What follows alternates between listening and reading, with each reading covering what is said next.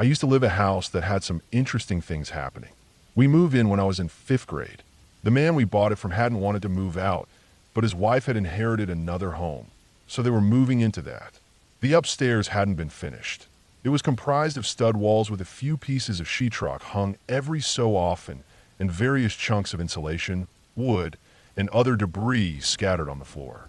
It had been an unusual find, and my parents were thrilled with it, though the man routinely gave them trouble in the process of selling the house. My parents asked him to discard the garbage upstairs before we moved in.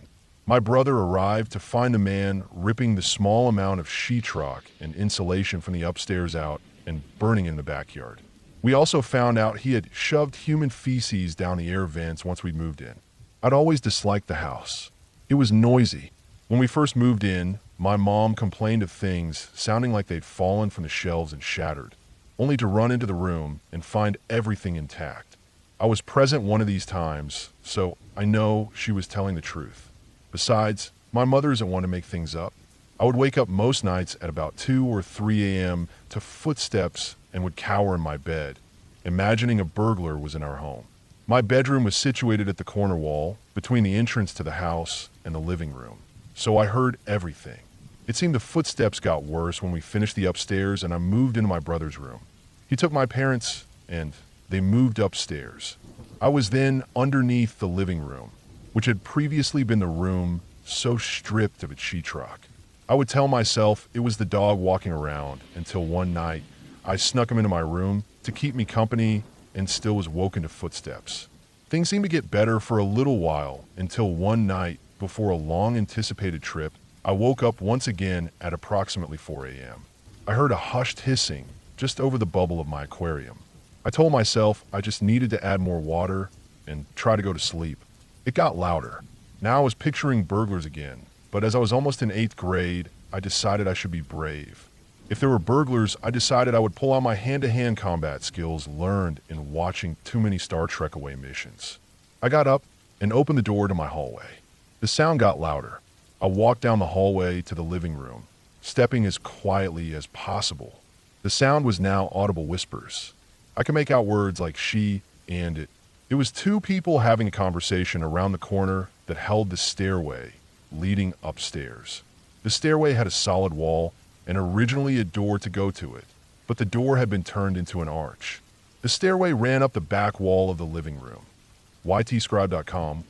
Our dog was laying on his bed and only sat up when I walked in. I sat down on the couch as quietly as possible, my heart beating out of my chest, my courage failing me. Our dog got up and rested his head on my lap, and I held on to him for dear life. The whispering kept up.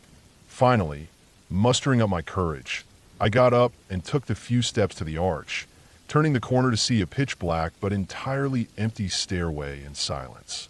The voices stopped. I sat at the top of the stairs until my mom found me that morning, too scared to go back to bed and too proud to wake my parents. I had a few less than happy memories of things happening in that house. A horse in the field belonging to our neighbors died a horrible death, and that neighbor completely lost his mind. The house next to it was infamous for breaking up marriages, and the 1800s farmhouse on the side of my bedroom could only keep tenants for a few months at a time before eventually becoming abandoned. So really the entire area was odd. Not to mention the couple of times sneaking out that I cut through the backyard of the abandoned house only to find finger-shaped bruises on my arms and legs. I'd been growled at to go while waiting in the dark for my bus, and my mom saw a shadow walk down the hallway and down the stairs in the middle of the night. I just consider the whispering to be the most frightening because it was the beginning. I still worry though. My parents still live in the house.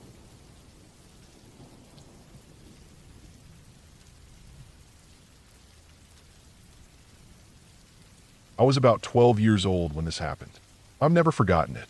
It still comes up sometimes, usually when I'm with my brother or when my mom brings it up to mess with us. But back then, it was just supposed to be a normal birthday sleepover at my friend's house. Nothing crazy, nothing out of the ordinary. My friend lived in Yakima, Washington, not too far from where my family lived, and we were always going back and forth to each other's houses. He had a birthday coming up, and his mom invited a few of us over to stay the night. My brother came with me. He was 2 years older, 14 at the time. And even though he sometimes acted like he didn't want to hang out with me, he still came to stuff like this. I think it made him feel like he had something to do, or maybe our mom just told him he had to go. Either way, he came along, and a few of our other friends were there too. Kids from the neighborhood, kids from school. All of us around the same age. The house was one of those older places on the edge of town. It sat near a stretch of land that opened up into orchards, long rows of trees, uneven ground, and hills off in the distance.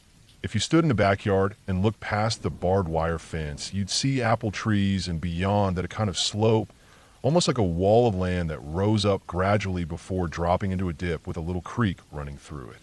After that, it just kept climbing, and sometimes we'd go hiking up there during the day.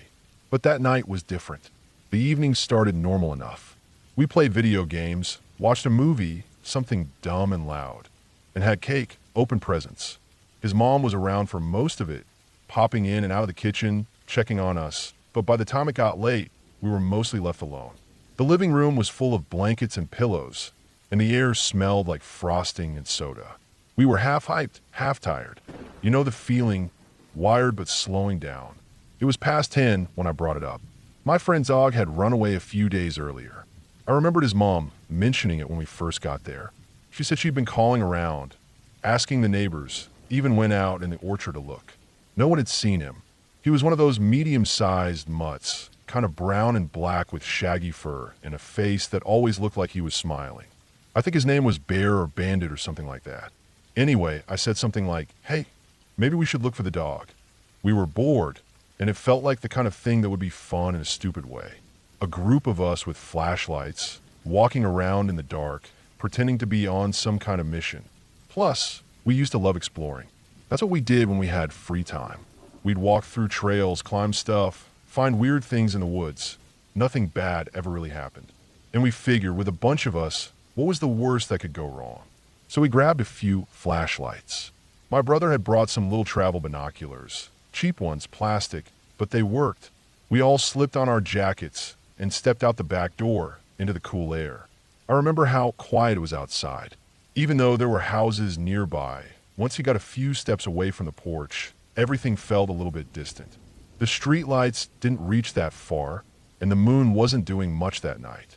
There was cloud cover, and the sky had that kind of low glow that makes everything feel like it's holding its breath. We crossed the backyard, climbed over the fence, and stepped into the orchard.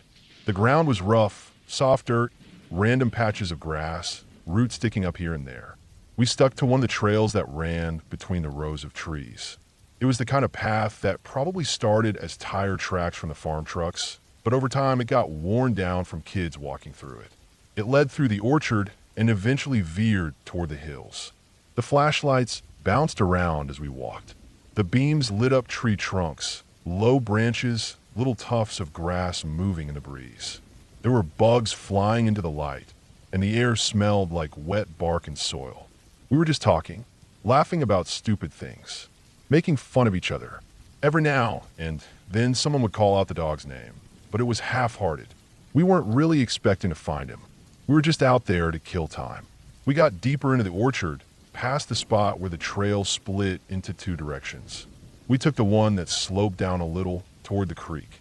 That area always felt more hidden. The trees were thicker, the ground dipped, and if you looked up past the water, you'd see the slope rise again. We made our way there without thinking twice. Then I saw something, just barely, out of the corner of my eye. It was up on the hill, near the top, just standing there. I stopped walking. Everyone else kept going, but I paused and turned my head slowly. I wasn't sure if I'd really seen anything. Maybe it was a shadow, or a tree, or just my eyes messing with me. But something didn't feel right. I pulled the binoculars from my jacket pocket and raised them to my face. At first I didn't see anything, just the outline of the hill, the trees on top, and the grass. But then I saw it again. Something was moving. It wasn't just standing anymore, it was coming down the hill. Fast, running, directly at us. It was huge. That was the first thing I noticed. The second was that it wasn't on four legs. It was upright. Two legs, long arms pumping at its sides, covered in fur or something that looked like fur. And the way it moved, it was too fast for something that size. It wasn't stumbling or crashing through the trees. It was smooth, like it knew exactly where it was going. I remember feeling like my stomach dropped. My mouth went dry, but I couldn't stop staring. I saw the tall grass on the hillside flatten behind it as it ran. Not in random patches either, in a straight, clear line like something solid was coming through. That's when it really hit me. This wasn't in my head. It was real, and it was heading right toward us. I didn't know what to do.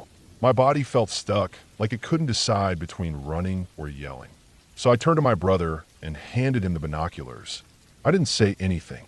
I just gave them to him and pointed up the hill. He looked. He held the binoculars up, stood there for maybe 5 seconds. Then he dropped them. He didn't say a word. He just ran, turned around and bolted through the orchard, back the way we came, flashlight swinging wildly in his hand. That's when I started moving too.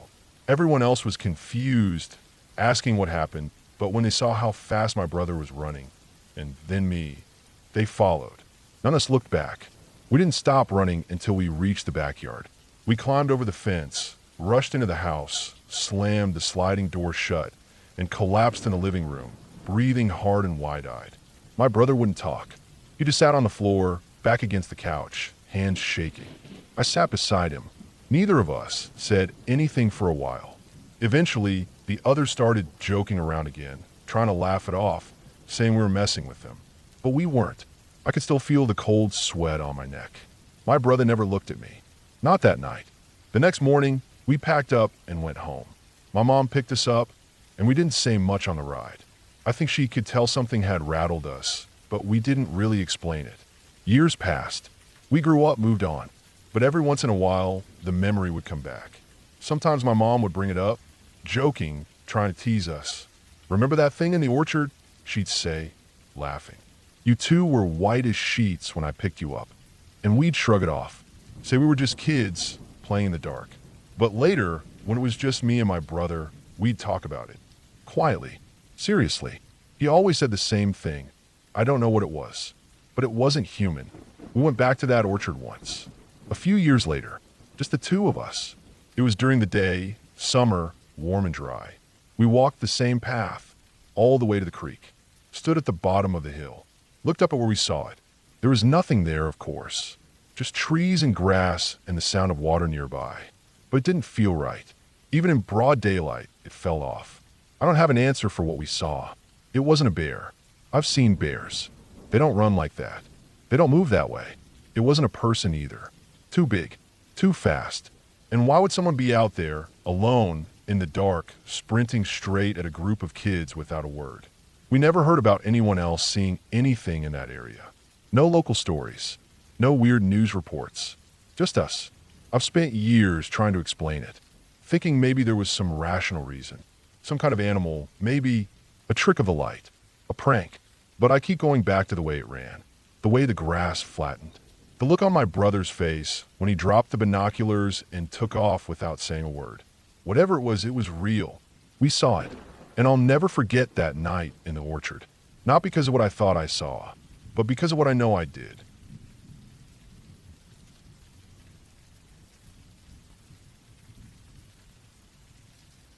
When I was 7 and my sister was 8, we were allowed to walk to the park at the end of our street. It wasn't far, maybe a 4-minute walk, maybe 3 if we were running or riding bikes. You could see the church right next to it from the sidewalk in front of our house. The steeple stood tall, cracked at the top with old white paint that had peeled into strips like the sun was melting it. That whole area, the park and the church and the corner store across from them, all felt like part of the same broken piece of the city, tucked into a quiet stretch where people did what they had to do to get through the week. My parents didn't hover. They had rules, sure, but they didn't follow us around. We were warned about the broken beer bottles in the sandbox, the needles under the swings, the drunks who sometimes curled up like cats in the low branches of the pines that lined the fence between the park and the alley. We knew not to touch them, not to talk to them, not to poke or stare. Just let them be. We had street rules, unspoken ones we learned from older kids. Don't be too slow crossing the street. Don't take shortcuts through the alley after dark. Don't ever get close to a black Lincoln Town car. If it stopped near you, don't wait to see who's in it. Just run. One time, I'd seen one of those Lincolns pull up near the park real quiet. The windows were tinted so dark they looked like mirrors. Someone opened the passenger door crack and said something I couldn't hear, like maybe asking for help or directions. I screamed as loud as I could, like someone had grabbed me, and the car peeled off so fast it left a strip of black rubber on the pavement. I was proud of myself for that. My sister said I was a little maniac, but that was just part of being a kid there. You had to be loud sometimes, or you got overlooked, or worse, you got picked. Most days we'd go to the park and try to squeeze a few minutes of play in between trash piles and sour smells. Sometimes we brought a bag and searched for cans to trade for nickels at the bodega. Sometimes we looked for drunk change. That's what we called the coins that rolled out of people's pockets when they passed out. You'd be amazed what people lost when they were too far gone to notice. Nickels, dimes, even the occasional quarter, usually sticky or brown with something you didn't want to think about. But it added up. A few good days, and we could split a bag of off-brand gummy worms and a red drink with the foil top you had to stab with your teeth. That day had started like any other. It was late summer, probably August. The air was heavy and smelled like hot metal and mildew. The kind of day where even the dirt seemed to sweat. We had a goal that day, to find enough change to get candy and maybe some sour gum that turned your tongue blue. We figured we'd check the bushes closest to the church first. Those were the best ones, big and low to the ground. You had to crawl under the branches, but that's where the real treasure was, especially after the weekend, when the drinkers came around late Saturday night and passed out wherever the shadows were thickest. I remember crouching low, my elbows in the dirt, crawling under the hedge like I was on a mission. The grass was thin there, mostly just packed soil and cigarette butts, bottle caps, candy wrappers faded from the sun. I was brushing aside a paper bag when I heard something. It wasn't loud, more like a low sound that carried wrong. A kind of coughing mixed with a whimper. I froze. Then I heard it again, more like a sob, but choked off like someone trying not to cry but doing a bad job of it. I backed out of the bushes. My sister was already standing up, holding one of those little toy magnifying glasses we sometimes used to search for coins. She looked at me like she'd heard it too. We didn't speak. We just followed the sound, slow and quiet, like maybe it would go away if we were too loud. Behind the church, in the narrow strip of dry grass between the back wall and the chain-link fence, was a person. A man, not much older than a teenager, maybe early 20s, but so beaten and cut up that it was hard to tell. His clothes were soaked and crusted, his flannel shirt clinging to him like it had melted onto his back. His jeans were black, not from dye but from blood and dirt. He was curled up, rocking slightly, arms pulled tight around his stomach, whispering to the wall like it could save him. I'd never seen anyone like that, not in real life. His face was ruined, cuts layered over bruises, bruises over swelling. I could barely see his eyes under the puffed skin. He was covered in scrapes, slashes, dark smears. His leg especially looked wrong. There was a wide, thick gash across his thigh, and something white poked out through the red. I didn't know if it was bone or fabric or something else. I didn't want to know. My sister told me to stay with him. She ran. I remember her ponytail swinging as she disappeared through the front of the park, not even looking back. I thought she'd be back in a minute. I thought she was going to get someone from the church. I didn't know the church wasn't open on weekdays. I knelt next to the man. He was shaking so hard his teeth were chattering. His hands were scraped raw, his palms so caked with blood and grit that they looked more like bark than skin. He kept whispering the same thing over and over, apologizing to no one. Maybe to the church wall, maybe to someone else. His voice was dry and hoarse, like he'd been screaming or crying for hours before we found him. I didn't know what to do. I was 7. I knew not to touch him, but I didn't want to leave him alone. So I just sat there. I folded my legs and stayed near him, not too close, not too far. Every few minutes, I said that help was coming. I repeated it like I was on a loop, like it was a spell I had to keep saying or something bad would happen. I don't know if he heard me. I don't know how long I stayed there. It felt like hours. Maybe it was less. The sun shifted and everything got hotter. The blacktop shimmered. No one came. It wasn't my sister who got help. It was an old woman who lived in the split-level house on the corner, the one with the broken wind chimes and plastic sunflowers in the front yard. She saw me sitting there beside the bleeding man and called the cops. I remember hearing the sirens first, then the crunch of tires on the parking lot gravel. Two police officers showed up, one of them already snapping gloves on his hands. They told me to go home. I did. The man didn't speak to them, at least not that I heard. He was barely able to stand when they helped him up. One officer supported him under the arms while the other opened the back door of the car. They didn't use an ambulance. He was alive, but not well. The last I saw of him, he was hunched in the back seat of that cruiser, his head resting on the window, eyes shut, mouth still moving like he was whispering to someone. I walked home alone. My sister was in the kitchen, drinking a glass of tap water like nothing had happened. She'd forgotten me, gotten distracted or scared, I don't know.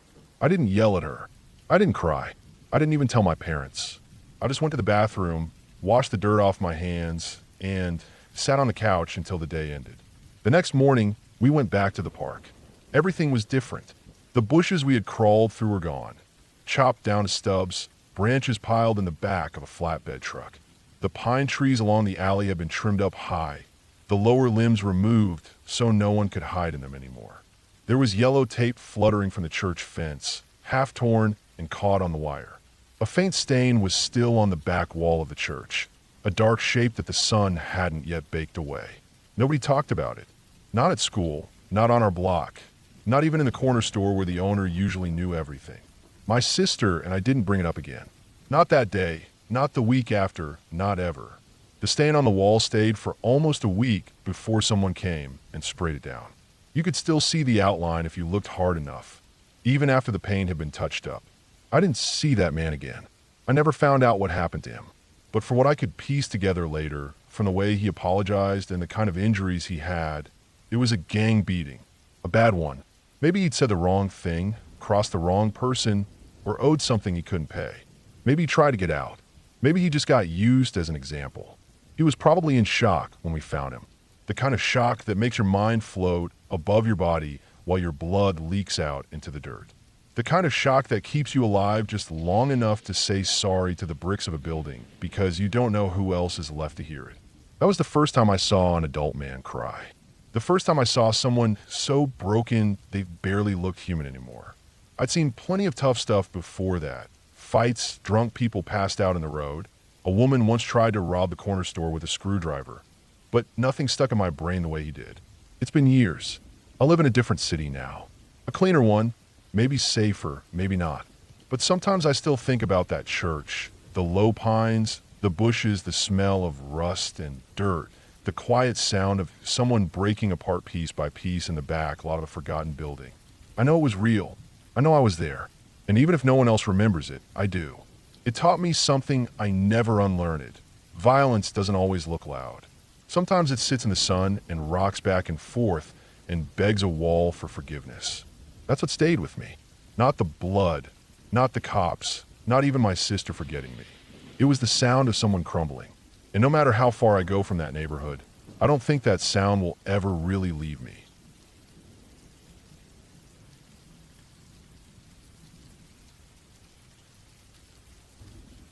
I've never really been the kind of person to believe in anything strange or out of the ordinary. Ghost stories were always just stories. I'd listen to friends go on about things they swore had happened to them. Doors closing on their own, hearing voices, cold spots in a room. And I always figured there was some explanation. A draft, a creaky house, maybe even their minds playing tricks. I wasn't rude about it, but I'd just nod, say something polite, and forget the next day. But the truth is, some things stay with you. They live in the back of your mind, no matter how hard you try to ignore them or explain them away. It all started when I was 14. I was living at home with my parents in a regular house in a quiet neighborhood. It was the kind of place where nothing ever really happened. People mowed their lawns on weekends. We waved to each other, but didn't really talk. We had one neighbor who left their Christmas lights up until March, and that was about as strange as it got. Our house wasn't new, but it wasn't old either. Just a regular 2-story home with a light tin exterior and a small front yard. My bedroom was upstairs. If I opened my door, I'd be looking straight across at my parents' bedroom. The stairs were to the right of that hallway. Going down those stairs would take you directly into the living room. To the left of the living room was the dining room. From there, you could either keep going straight into the kitchen or make a left turn into a small hallway that led to the bathroom. It was just me, my mom, and my dad. My dad often slept downstairs on the couch. Not because they were fighting or anything, but because my parents had one of those heated water beds and it made him too hot. He'd sweat all night and he just couldn't stand it. So he started sleeping on the living room couch more often than not. It became kind of normal. He'd usually crash on his side, blanket half off, the TV remote still in his hand. We always kept a small light on downstairs at night. Nothing bright, just enough to see if you had to get up for something. It helped when you were groggy and trying to make it to the bathroom without knocking into a wall.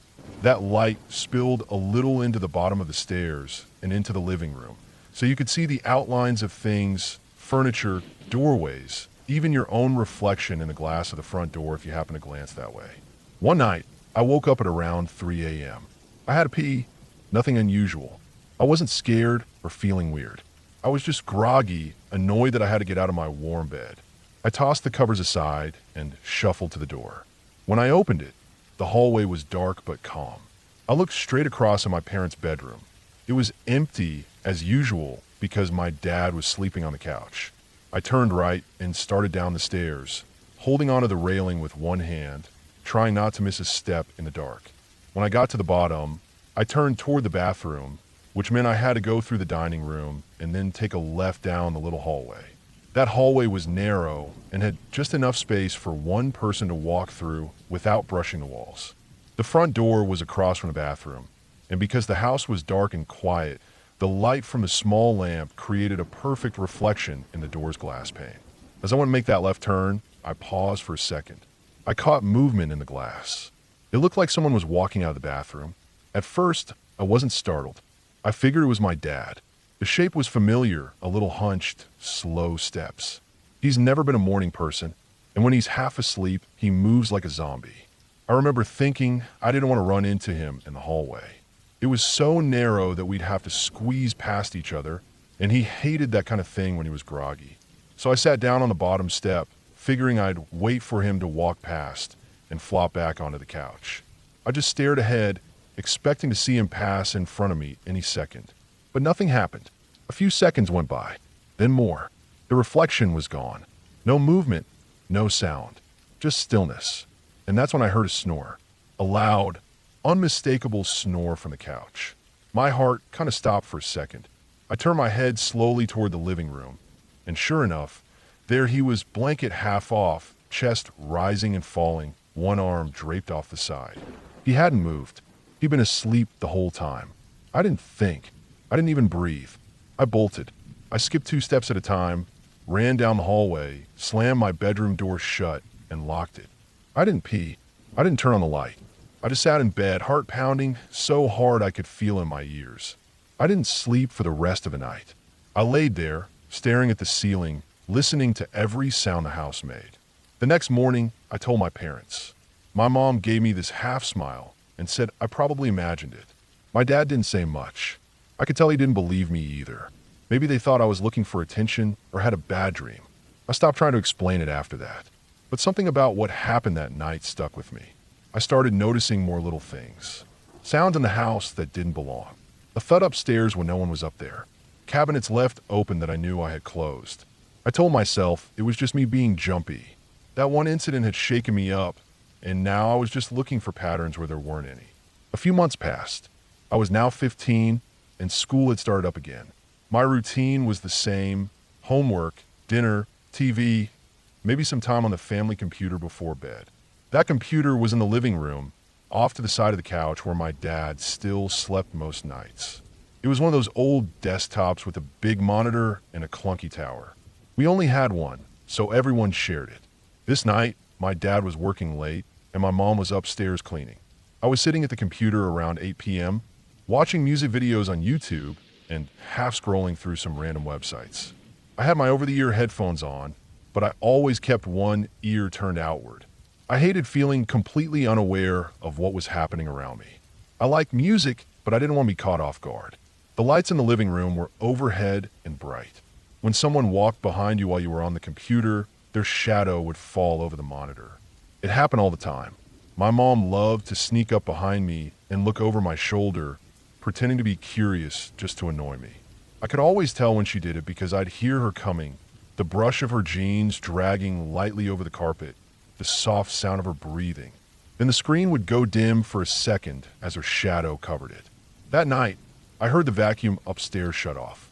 A second later, I heard the sound, jeans brushing the carpet. Someone walking up behind me. I saw the shadow fall over the screen. I rolled my eyes, figuring she was about to ask me what I was watching. I took off my headphones and turned around. No one was there, just empty space. The living room behind me was quiet. The vacuum was off, but it hadn't been her. I shouted for her out of panic. Her voice came back from upstairs, sounding perfectly normal. I ran up to her, heart thudding like it had that night on the stairs. She told me she hadn't turned off the vacuum. The belt had snapped on its own, and it had started smoking, so she had to unplug it. It happened right when I thought she was behind me. The same exact second. I didn't sleep much after that either. Those were the two big events, the ones I can't forget. But they weren't the only things that happened. For months after that, little things kept creeping into daily life. I'd be brushing my teeth and see something shift in the hallway mirror. I come home to find drawers open in rooms no one had used. My mom once asked if I had taken a spoon out of the sink and left it on the counter. I hadn't. She said she hadn't either. I couldn't tell anyone without sounding crazy. And even I didn't think it was ghosts or anything. I just knew something wasn't right. The layout of our house made it easy to feel like you were never really alone. Too many reflections, too many doorways, too many shadows that didn't quite line up with where things were supposed to be. Eventually, I moved out. College came, and then a job. I don't live in that house anymore, and I haven't stayed the night there in years. My parents still live there. They say everything's fine, that nothing weird ever really happened, that I was just a kid with an overactive imagination. But I know what I saw, and I know what I heard. I don't pretend to understand it, but I stopped trying to explain it away a long time ago. It wasn't ghosts. It wasn't demons or spirits or anything like that. It was something real, something I experienced with every sense. Maybe it was someone who used to live there and had a way in. Maybe it was a person who knew the blind spots in the house. Maybe it was just the architecture, the sounds of it expanding, the tricks light plays and reflections. But I can still feel that moment when I sat on the stairs, waiting for someone who was never really there. And I still remember the shadow that fell across my screen, the feeling of being watched from inches away, even when the room was empty. There's nothing magical about fear. It's not always loud. Sometimes it just walks softly behind you, quiet enough that you only notice it when it's too late to turn around. And that's what makes it real.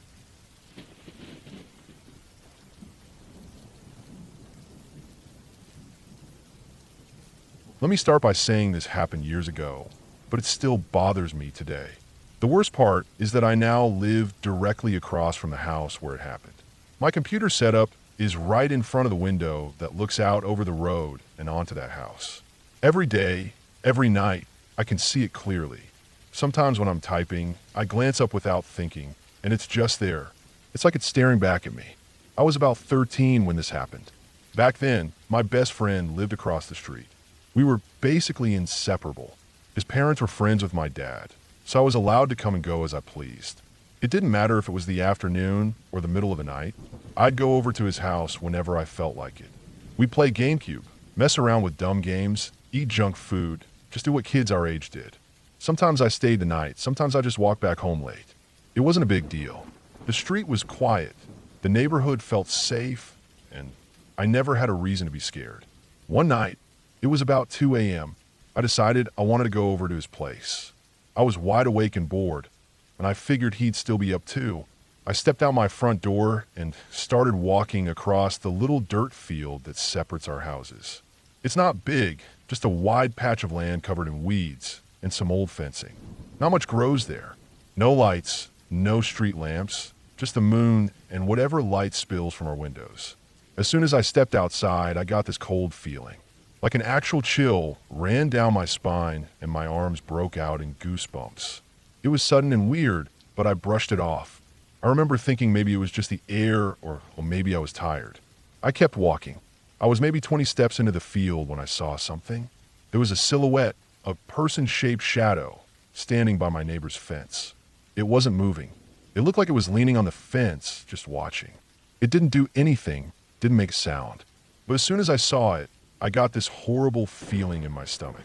I looked away and kept walking, pretending like I didn't see it. I figured if I ignored it, it would go away. But after another 10 steps or so, I looked back, and that's when I really started to feel like something was wrong. The silhouette wasn't dark anymore. It was glowing, bright white, but not like a flashlight or a normal light. It was just this strange brightness that didn't make sense in the dark. I don't know why, but I started walking toward it. It was like something pulled at me. My steps changed direction without me really thinking about it. My legs moved like they weren't mine. I got about 15 feet closer when I heard this low, deep laugh. It wasn't human. It was harsh and loud, like it came from all around me, not just one direction. That's when I snapped out of whatever trance I was in. I looked at the shape again, and I swear to God I saw it change. Horns or something started coming out of its head. It stretched upward, its arms looking way too long. I can still see in my mind. That instant I lost all control. I panicked. My legs kicked into gear, and I sprinted toward my friend's house. After just a few seconds of running, I heard footsteps behind me. Fast, pounding footsteps, and I was too scared to turn around. I just knew something was back there, chasing me. But when I did finally look over my shoulder, I saw nothing. I stopped for half a second to catch my breath, looked forward again, and that thing, that silhouette, was standing right in front of my friend's house. It was staring through his window, still glowing, still completely still, but I could hear that laugh again. I didn't know what to do. I didn't want to run back home, and I definitely wasn't going to run past it. My only thought was to get into the house another way. I remembered that my friend's parents always left the garage door opener in their car. It was some weird habit of theirs to keep it under the seat. I ran to the car, opened the door, reached under the seat with shaking hands, and grabbed the remote. As the garage door started opening, I heard the footsteps again, this time closer, faster. I tried to duck under the garage door while it was lifting, but something grabbed me, or at least it felt like it. I screamed as loud as I could, thinking that was it, that I wasn't going to make it. I kicked and scrambled until I was finally inside, then slammed the button on the wall to close the door behind me. The second it started closing, everything changed. I saw a flash of light outside, not like lightning, brighter, calmer. In the middle of the lot across from my house, there was another shape, but this one didn't look like the one that chased me. It wasn't dark, and it didn't glow white in the same way. It was softer, almost peaceful, just standing there, calm. I stopped screaming. My heart slowed. I stared at it until the door shut completely. Then it was gone. I spent the night at my friend's house, even though he wasn't expecting me. I told him what happened, every detail. I expected him to call me crazy, but he didn't. He just nodded, like he already knew. He said he'd seen things too, out in the lot and outside his window. He never talked about it, because he thought no one would believe him. We went into his room and tried to distract ourselves by watching a movie. Not even 2 hours later, we heard a scratch behind us. We turned around. There it was, the same silhouette standing in the corner of the room, just standing there completely still. I couldn't breathe. Neither of us moved. After about a minute, it suddenly hit the glass of the window hard enough to make the whole thing rattle. We both bolted into the living room, terrified. We didn't know what to do. We didn't want to be alone, didn't want to move, didn't want to stay still either. The thing appeared again in the hallway that led to the living room. It didn't walk. It just appeared there. My heart felt like it was going to burst. We started yelling, crying, hoping his parents would hear. After what felt like forever, his dad finally came out and asked what was going on. We told him everything. He just looked at us, sighed, and said it was our imaginations. A month passed. One night around 2 a.m., my friend called me. He said he could see black figures walking around my house. Not just one, multiple. I woke up my dad and told him someone might be outside. He went out, looked around, and said there was nothing. But when I went back to my room, I saw two silhouettes standing right outside my window. I couldn't even move. I stayed in bed, shaking. Eventually, I grabbed the phone again. My friend was still on the line, but now he was screaming. He was yelling for his parents, saying he thought they were inside his house now. I could hear the banging on his door. I could hear him crying. Then, after a minute or two, it stopped. His parents came in, and everything was calm again. A week later, they moved out. No warning. No explanation. One day they were there, the next they were gone. I asked him about it for years. He never told me the full story, at least not until recently. About a year ago, my dad gave me the house across the street, the same house my friend used to live in. It was bigger than ours and had been sitting empty for a while. My dad got it cheap and told me I could have it if I promised to take care of it. I agreed. For a while, nothing happened. But then one night, I saw a silhouette again standing in the yard. I called my friend and told him. He was quiet for a long time. Then he told me what happened that night. The night he was screaming on the phone. He said when he was in bed, he felt something standing on his shoulders, like a weight. He couldn't move. Then he felt something pulling at his legs, dragging him toward the floor. He said he thought he was going to be pulled through it. Only when his parents came and did it stop. He told me his mom and dad knew something was wrong, but they didn't want to scare him. They thought if they didn't talk about it, it would go away. Since moving in, I've had a few more strange nights. I still see shapes sometimes, just out of the corner of my eye. Or late at night, standing by the window. They don't move. They don't make a sound. But they're there, watching.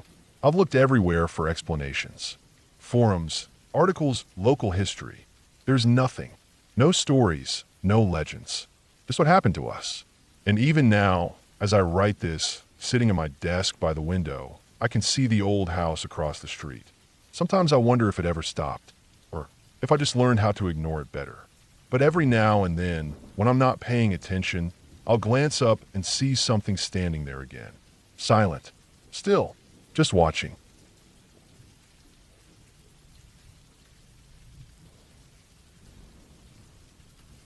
It was late October, just a few days before Halloween when it happened. I still think about it sometimes, mostly at night when I can't sleep, which is often. I've had sleep paralysis since I was a teenager, and it never really went away. I don't sleep much anymore, just short bursts here and then when my body gives in. Nights are long, and the quiet gets into my head, so I started going out during those hours, walking around, driving nowhere, anything to fill the time. One of the places I went to the most was a gas station just a few blocks down the road from my apartment. It wasn't anything special.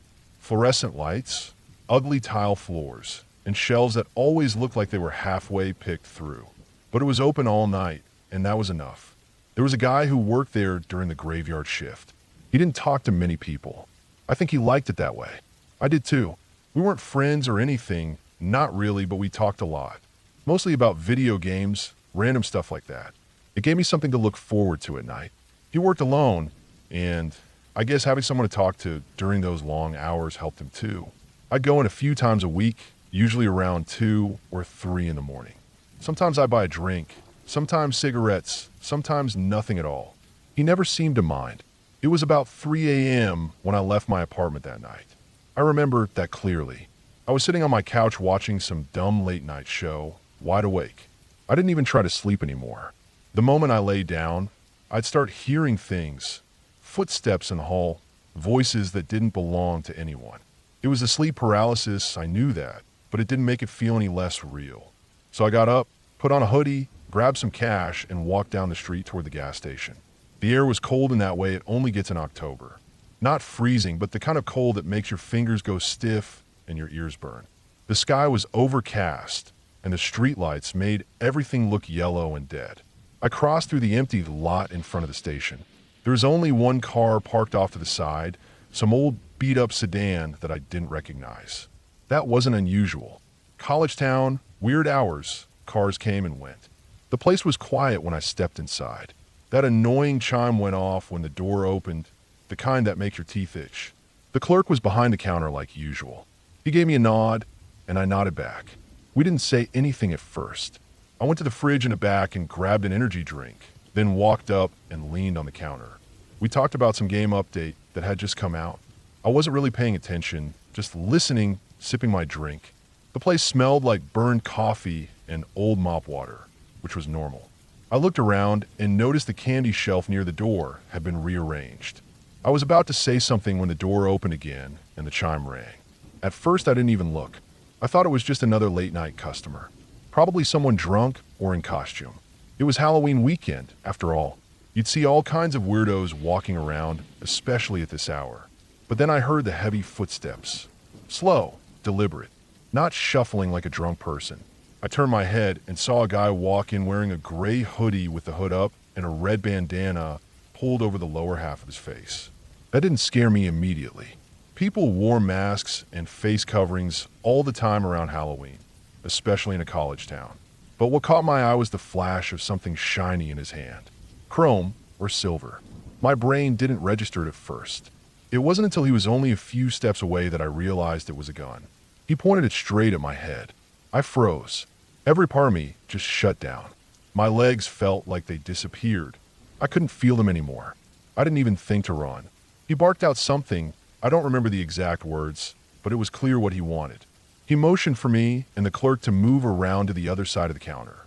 I moved without thinking, my hands up, my heart pounding so hard I thought I'd pass out. The clerk was shaking too. I'd never seen his face like that before, pale and stiff like he wasn't even alive. We both went behind the counter and stood there while the guy kept the gun trained on us. He opened the register himself. He knew exactly what he was doing. One hand on the gun, the other sweeping cash out and into a bag he'd brought with him. It was fast, practiced. He didn't fumble. He didn't speak more than he had to. He was in control, and he knew it. I kept my eyes down. I didn't want to look at him. I didn't want to see anything that might get me killed. After he emptied the register, he turned to me. That's when it got worse. He told me to empty my pockets. Again, I don't remember the exact words. Everything was just noise, but I got the meaning. I pulled everything out. My phone, my keys, a crumpled $10 bill, some change. He took the phone, left everything else.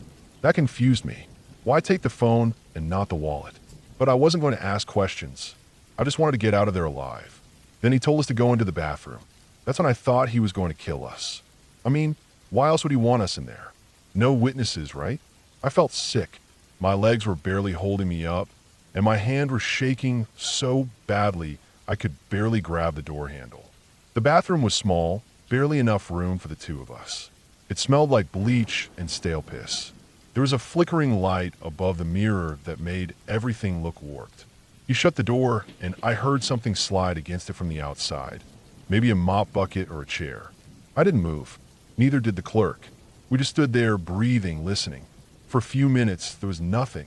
No sound. Then the door chime rang again. Once. Twice. Then silence. We waited. I don't know how long. It could have been 5 minutes or 15. Eventually, the clerk moved. He pressed his ear to the door. I could hear my heartbeat in my ears. He waited another minute, then slowly opened the door. The guy was gone.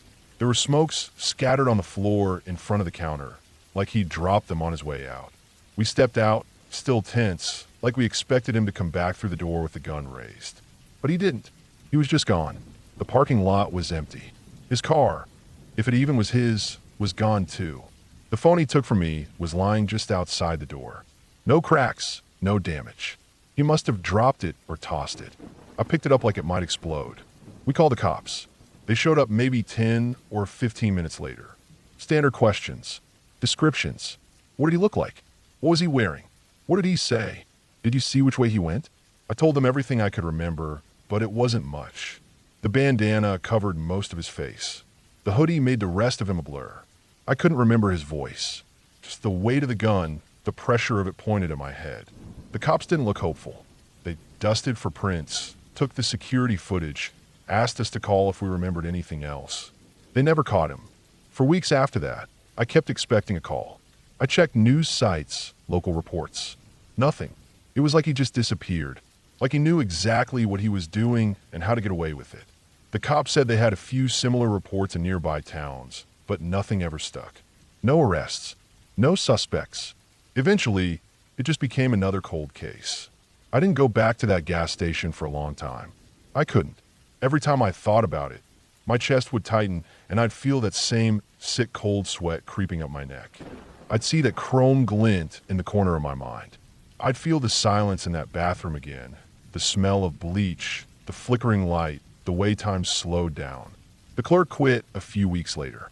I never saw him again. No one knew where he went. Maybe he moved away. I wouldn't blame him. I still live in the same apartment.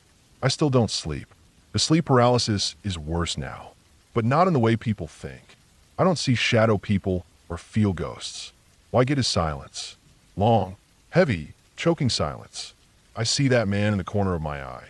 Not his face, just the shape of him, the gun, the red bandana. I can't move. I can't breathe.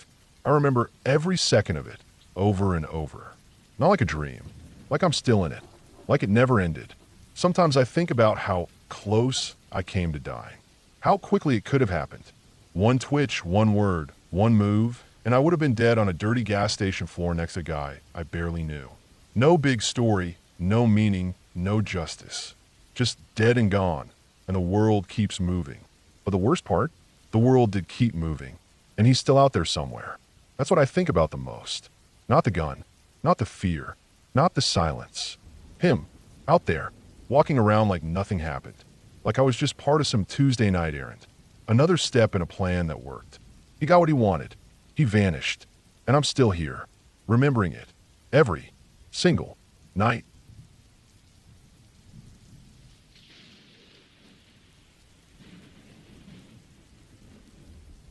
I was 17 years old when it happened. At the time, I lived with my family on a small, isolated farm out in rural Nebraska. The place was far away from town, surrounded by open fields, barbed wire fences, and long, dusty gravel roads. We had neighbors, but they were miles apart. Sometimes it felt like we were the only ones out there, like the fields went on forever and nothing else existed outside our land. Our house was a simple two-story farmhouse. It wasn't new, but it wasn't falling apart either. It had white paint on the outside that was starting to peel and a wide porch that creaked when you walked across it. Inside, everything was quiet most of the time. You could hear the wind outside through the walls, and when it got dark, it got really dark. There weren't any street lights or cars driving by, just black fields stretching out in every direction. That particular night, everyone else had gone into town. My parents had something going on, and my younger brothers were with them. I can't remember what exactly they were doing, maybe visiting family or going to some school event. All I know is that I was the only one at home. I didn't mind. I'd stayed home alone plenty of times. I wasn't afraid of the dark, and I knew the house well enough that every creak and groan was familiar.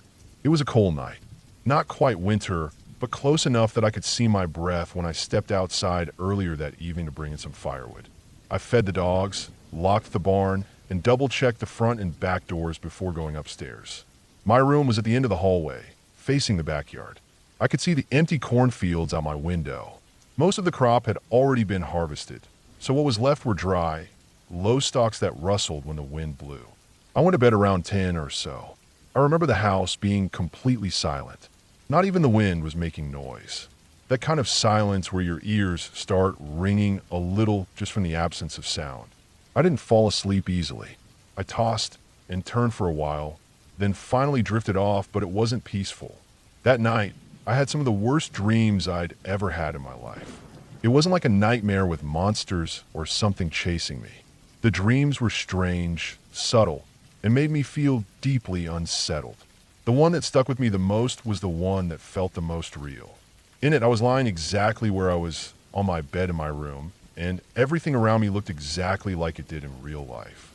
The door was closed, the moonlight was coming in through the window, and the house was quiet. But then, in the dream, I heard footsteps. Slow, steady ones, moving down the hallway. They started far away and got closer and closer. I couldn't see anything, but I could hear them, each step pressing into the floorboards like they were heavy. They weren't running. They were calm, deliberate. The footsteps reached my bedroom door, and then they stopped. Just stopped. I stared at the door, waiting for something to happen. I couldn't move, couldn't speak. There was a pause. Maybe 5 seconds. Maybe more. Then, the doorknob turned just slightly. It didn't open quickly. It moved so slowly I could hear each tiny click of the mechanism. Then the door started to open, and I woke up. My heart was racing. I sat up fast, covered in sweat. I remember grabbing the blanket tight in my fists without realizing it. I looked at the door. It was closed. I was alone in my room. I was still breathing hard, and for a second, I didn't know if I was really awake. The dream had felt too real, like my brain had just copied what I was actually experiencing and inserted the footsteps into it. I sat there for a while, tried to calm myself down. The digital clock next to my bed read 1:04 a.m. The red numbers glowed faintly. and the room was quiet. I turned and looked out the window. Nothing moved outside. No lights. No animals. No wind. I listened closely for any sound at all. The house was totally still. Eventually, I started to relax. I told myself it was just a dream and nothing else. I wasn't a kid anymore, and I'd never believed in any of that ghost or supernatural stuff. I had always been pretty logical. I figured my mind had played tricks on me because I was alone and the house was quiet. That was all. I even chuckled a little, embarrassed at how shaken up I was. Then I heard it. A creak. It was so soft I almost thought I imagined it. But I turned my head toward the door. The doorknob turned slowly, and the door began to open. Not fast. Not like a gust of wind blew it open. It moved the same way it had in the dream. Smooth, slow, and silent. A few inches at first, then more. I didn't even think. I jumped out of bed and charged straight at the door. I slammed it shut with all the force I had, then twisted the lock. My hands were shaking as I held the knob tight. Listening. Nothing. No footsteps running away. No other sounds. Just my heavy breathing and the loud thud of my heart in my ears. I stood there for what felt like a full minute before letting go. Then I backed away slowly and turned on the overhead light. The bulb flickered for a second and then filled the room with a soft yellow glow. I opened my closet, checked under the bed, even looked out the window again. Still nothing. I needed to make sure I wasn't going crazy, so I walked down the hallway and turned on every light in the house. Living room, kitchen, dining room, bathrooms, basement stairs, even the porch light. Every single one. Then I grabbed a fireplace poker from the stand near the hearth and sat down in the living room with my back against the wall, where I could see the stairs and the front door. The dogs were outside. We never let them inside back then, and they were in the barn for the night. I remember thinking that I hadn't heard them bark. That detail stuck with me. If someone had been on the property, the dogs usually made noise. But I hadn't heard a thing. I sat there, wide awake for hours. I didn't sleep again. I didn't even doze off. Every sound the house made felt exaggerated. The ticking of the wall clock, the occasional pop of the wood in the walls settling, even the hum of the fridge in the kitchen. I was fully alert, gripping the poker in both hands and watching the doorway. Around 6:30 in the morning, the sun started to rise. The light through the windows turned everything from gray to gold, and the fear I felt began to fade a little. The world outside started to come alive again. I heard birds. The wind started picking up. A pickup truck drove by out on the gravel road. Maybe a neighbor heading into town early. By the time my family came home, I had every light in the house on, and I was still holding the poker. My eyes were bloodshot from being awake all night, and I couldn't stop pacing. I didn't tell them what happened right away. I didn't know how to explain it without sounding like I'd lost my mind. Eventually, I just said I'd had trouble sleeping and thought I heard something in the house. That was it. I left it there. A few days later, I checked the door again. There wasn't anything wrong with the hinges or the frame. It didn't swing open easily. You had to turn the knob to get it to move. That was the part one couldn't explain. It didn't just open by itself. It moved in that controlled, deliberate way that made me feel like someone was behind it. But no one was there. The house was locked. There were no signs of a break-in. Nothing was stolen or out of place. I even checked the windows and walked the perimeter of the house looking for footprints in the dirt or pressed down grass. I didn't find anything. It's been years since that night, but I still remember it clearly. It stands out more than anything else from that part of my life. Not because of what I saw, because I didn't see anything. That's what made it worse. It was the feeling, the absolute certainty that I wasn't alone, that something or someone was in the house with me. I never figured out what caused the door to open. Maybe the old house shifted just right. Maybe I didn't close it properly and the latch slipped. Maybe air pressure changed somehow. I've told myself all those things over the years, trying to make sense of it. But in my gut, I don't believe any of them. There was something about the way it all happened, the dream, the silence, the creak, the slowness of the door, that felt too intentional. Like it was being done by someone who wanted to be quiet. Someone who didn't want to be seen. After that night, I didn't sleep with my door closed for months. I started leaving lights on in the hallway. I checked every lock twice, sometimes 3 times before going to bed. I listened more carefully to the noises of the house. I became more cautious, more alert.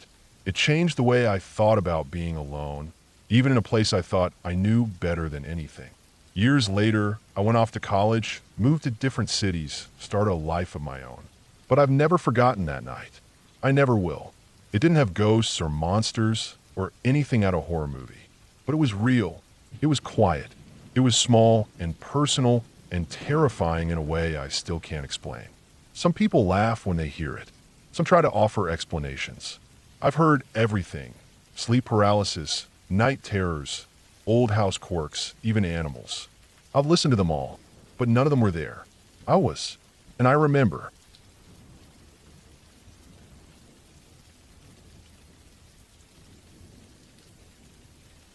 I was 14 when this happened, just starting my freshman year of high school. It was a weird time for me. I was adjusting to high school life. New teachers, a bigger building, and classmates who had already decided who they were going to be for the next 4 years. I wasn't exactly outgoing, so I kind of just kept my head down and focused on getting through each day without making any waves.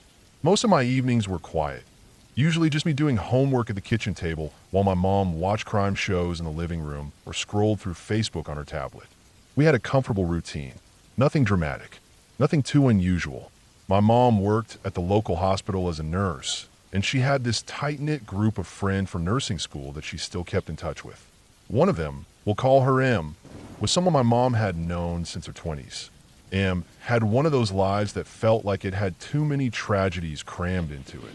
Her first husband died of cancer when she was in her early 30s. Before that, she had grown up in a tough home. Her dad, from what I'd heard, had always been kind to her, but the rest of her family was a mess. Lots of addiction, lots of verbal abuse, that kind of thing. She and my mom weren't best friends, exactly, but they stayed close, sent each other birthday cards, met up every few months for lunch. Stuff like that. So when Em's dad was hit by a car crossing the street to go to church one Sunday morning, it hit my mom kind of hard. I remember she was standing in the kitchen, holding her phone with both hands, her eyes wide, just staring at the screen. She didn't say much about it at first, just that it was awful, that it wasn't fair. She didn't cry, but her voice was different, tight, kind of locked up in her throat. I overheard her later on the phone with one of her other friends going over the details. It had been early, barely after sunrise. Em's dad had parked across the street from the little Baptist church he'd been going to for years. A car came speeding around the corner, some kid late for work, and just clipped him right there in the crosswalk. He was in his 70s, died before he even hit the ground. Mom said she wanted to go to the funeral. It wasn't just about paying respects. She mentioned, almost in passing, that she was excited to finally meet Em's new fiancé. She said his name was B, and he was some kind of pilot. I remember that part because it stuck with me. I pictured him in one of those clean white uniforms with the shoulder stripes, but she said he didn't fly commercial. He flew private planes for a company based out of Toronto, or maybe Montreal. I can't remember which. He traveled a lot, but Em was happy, finally, after so much loss and bad luck. Mom was happy for her, and it felt like for once, Em had something to look forward to, something that wasn't tied to tragedy or grief. I didn't think much more about it. I had school the next day, a math test I was dreading, and some book I hadn't even started reading for English class. That night, I went to bed at the usual time, around 10 or so. I fell asleep like normal. Nothing felt different. No creepy feelings. No strange noises. Just quiet. Just dark. The dream was vivid. Way more vivid than anything I'd had before. I was standing in a field, not a flat one like the farms outside of town, but one with uneven dips and tall grass, swaying in all directions like it was being pushed by water. It was raining hard, like sideways sheets of rain hammering down all around me. I wasn't cold, though. I wasn't wet either. The rain was there, but I wasn't part of it. That made no sense to me, even while I was in the dream. I saw a man standing a few feet away. I don't know how I knew it was my grandfather, my mom's dad, but I did. I never met him. He died 2 years before I was born. We didn't have any pictures of him hanging up in the house. I'd seen maybe 1 or 2 old black and white ones in a photo album that got pulled out during holidays, but those were grainy and flat. This was different. He looked real. His hair was dark gray, combed back neatly. He wore a light brown jacket and slacks that looked slightly too big. His hands were stuffed into his coat pockets, and he had this tired look on his face. Not sad, just tired, like he'd been walking a long time. He didn't move much, just looked over at me. Then he said something, just a few words. It wasn't like a conversation. It was more like he was handing me a note and walking away. He said, "Tell your mom hello." Then, after a pause, "Tell her to mention the plane crashed him." That was it. I woke up a few minutes before my alarm went off. My heart wasn't racing or anything. I didn't feel scared, just confused. The dream stuck to me like wet clothes. I couldn't shake it. When I got up and started getting ready for school, I kept replaying his words in my head. Tell her to mention the plane crashed him. I didn't even know what that meant. Right before my mom left for the funeral, I caught her near the front door. She had on a black dress and those shoes she only wore to formal stuff. She looked rushed, but I told her about the dream anyway. I explained what I saw and what I heard, exactly how it happened. She just kind of frowned, then half laughed like she didn't want to take it seriously. I could tell she thought I was either making it up or misremembering something. She brushed it off like people do when something makes them uncomfortable. Nothing happened at the funeral. She said it was nice, as far as funerals go. Everyone spoke kindly about M's dad. There were lots of people, and the food afterward was good. She finally got to meet B, and she said he seemed like a decent guy, smart, polite, a little quiet. M looked happy, considering the circumstances. Mom didn't mention the plane crash, of course. She said it would have been inappropriate. She thought it was just a weird coincidence and didn't want to upset anyone. I understood that. The dream faded into the background over the next few days. School kept me busy. I had another test, a group project, and a bunch of assignments piling up. My mom worked a few overnight shifts in a row, and I barely saw her except for a few minutes here and there when she was waking up or heading out. Life went back to normal, or at least it seemed like it did. About a week later, I was in the living room after school, half watching TV and scrolling through my phone. My mom came through the front door and stood in the entryway, just kind of frozen. Her face was pale, and she still had her car keys in her hand. She asked me to turn off the TV. I remember how quiet the room got after that. She sat down across from me and said that M had just called her. Her voice was steady, but her hands were shaking. She said that B had died in a plane crash, a private one, somewhere in Canada. I didn't say anything at first because I didn't know how to react. She went on to explain that he had been flying some kind of small aircraft. She didn't know the model, and something went wrong not long after takeoff. It went down in the middle of dense forest, and it took rescue crews nearly a full day to find the wreckage. He didn't survive. There were no passengers. It was a solo flight. He was supposed to be on his way to a business meeting or something. Emma just got in the news that morning. She was devastated. My mom sat there for a long time, just staring at the floor. She kept repeating that it didn't make sense, that it was impossible, that there was no way I could have known. I didn't say much. There wasn't anything to say. The feeling I had in that moment wasn't satisfaction or fear. It was something stranger, a kind of deep, cold stillness that settled in my chest and stayed there. It's hard to explain. She asked me to tell her the dream again, exactly how it happened. I did. I told her everything about the rain, about the way he looked, about the words he said. I told her that I hadn't added anything or left anything out. She just nodded slowly. She didn't try to explain it away this time. She just listened. For weeks afterward, she was different. She didn't talk about it, but I could see the way it weighed on her. Not just because of B's death, but because of the dream. She stopped saying it was a coincidence. She stopped pretending it didn't mean anything. But she also didn't try to make it into something magical or supernatural. There were no stories about spirits or signs or visitations. Just this quiet, unsettled feeling between the two of us that something had happened we couldn't explain. And maybe we didn't want to. Eventually, Em moved away. I think she went to live with her sister in another state. My mom kept in touch for a while, but they grew apart after that. Not out of anger, just distance. Too much pain, maybe too many reminders. It's been years now. I'm older, out of high school with my own life, but I still think about that dream. I still remember it clearly, every part of it. The rain, the silence, the words. I don't believe in ghosts. I don't think my grandfather came to visit me from beyond the grave. I don't believe in messages from the other side or destiny or fate. But I do believe that sometimes, for reasons we can't understand, the mind reaches out into something just outside the edges of what we know. Something real but invisible. Something quiet and buried. Maybe it was just my brain putting together scattered pieces of information I'd overheard. Maybe I'd seen a news story about plane crashes or private pilots and didn't remember it consciously. Maybe it was all just a coincidence wrapped in a strange dream. But I know what I saw. I know what I heard. And I know that it happened before it ever should have. And that's what makes it scary. Not because it was supernatural, but because it wasn't. Because it was real. And I still don't know why.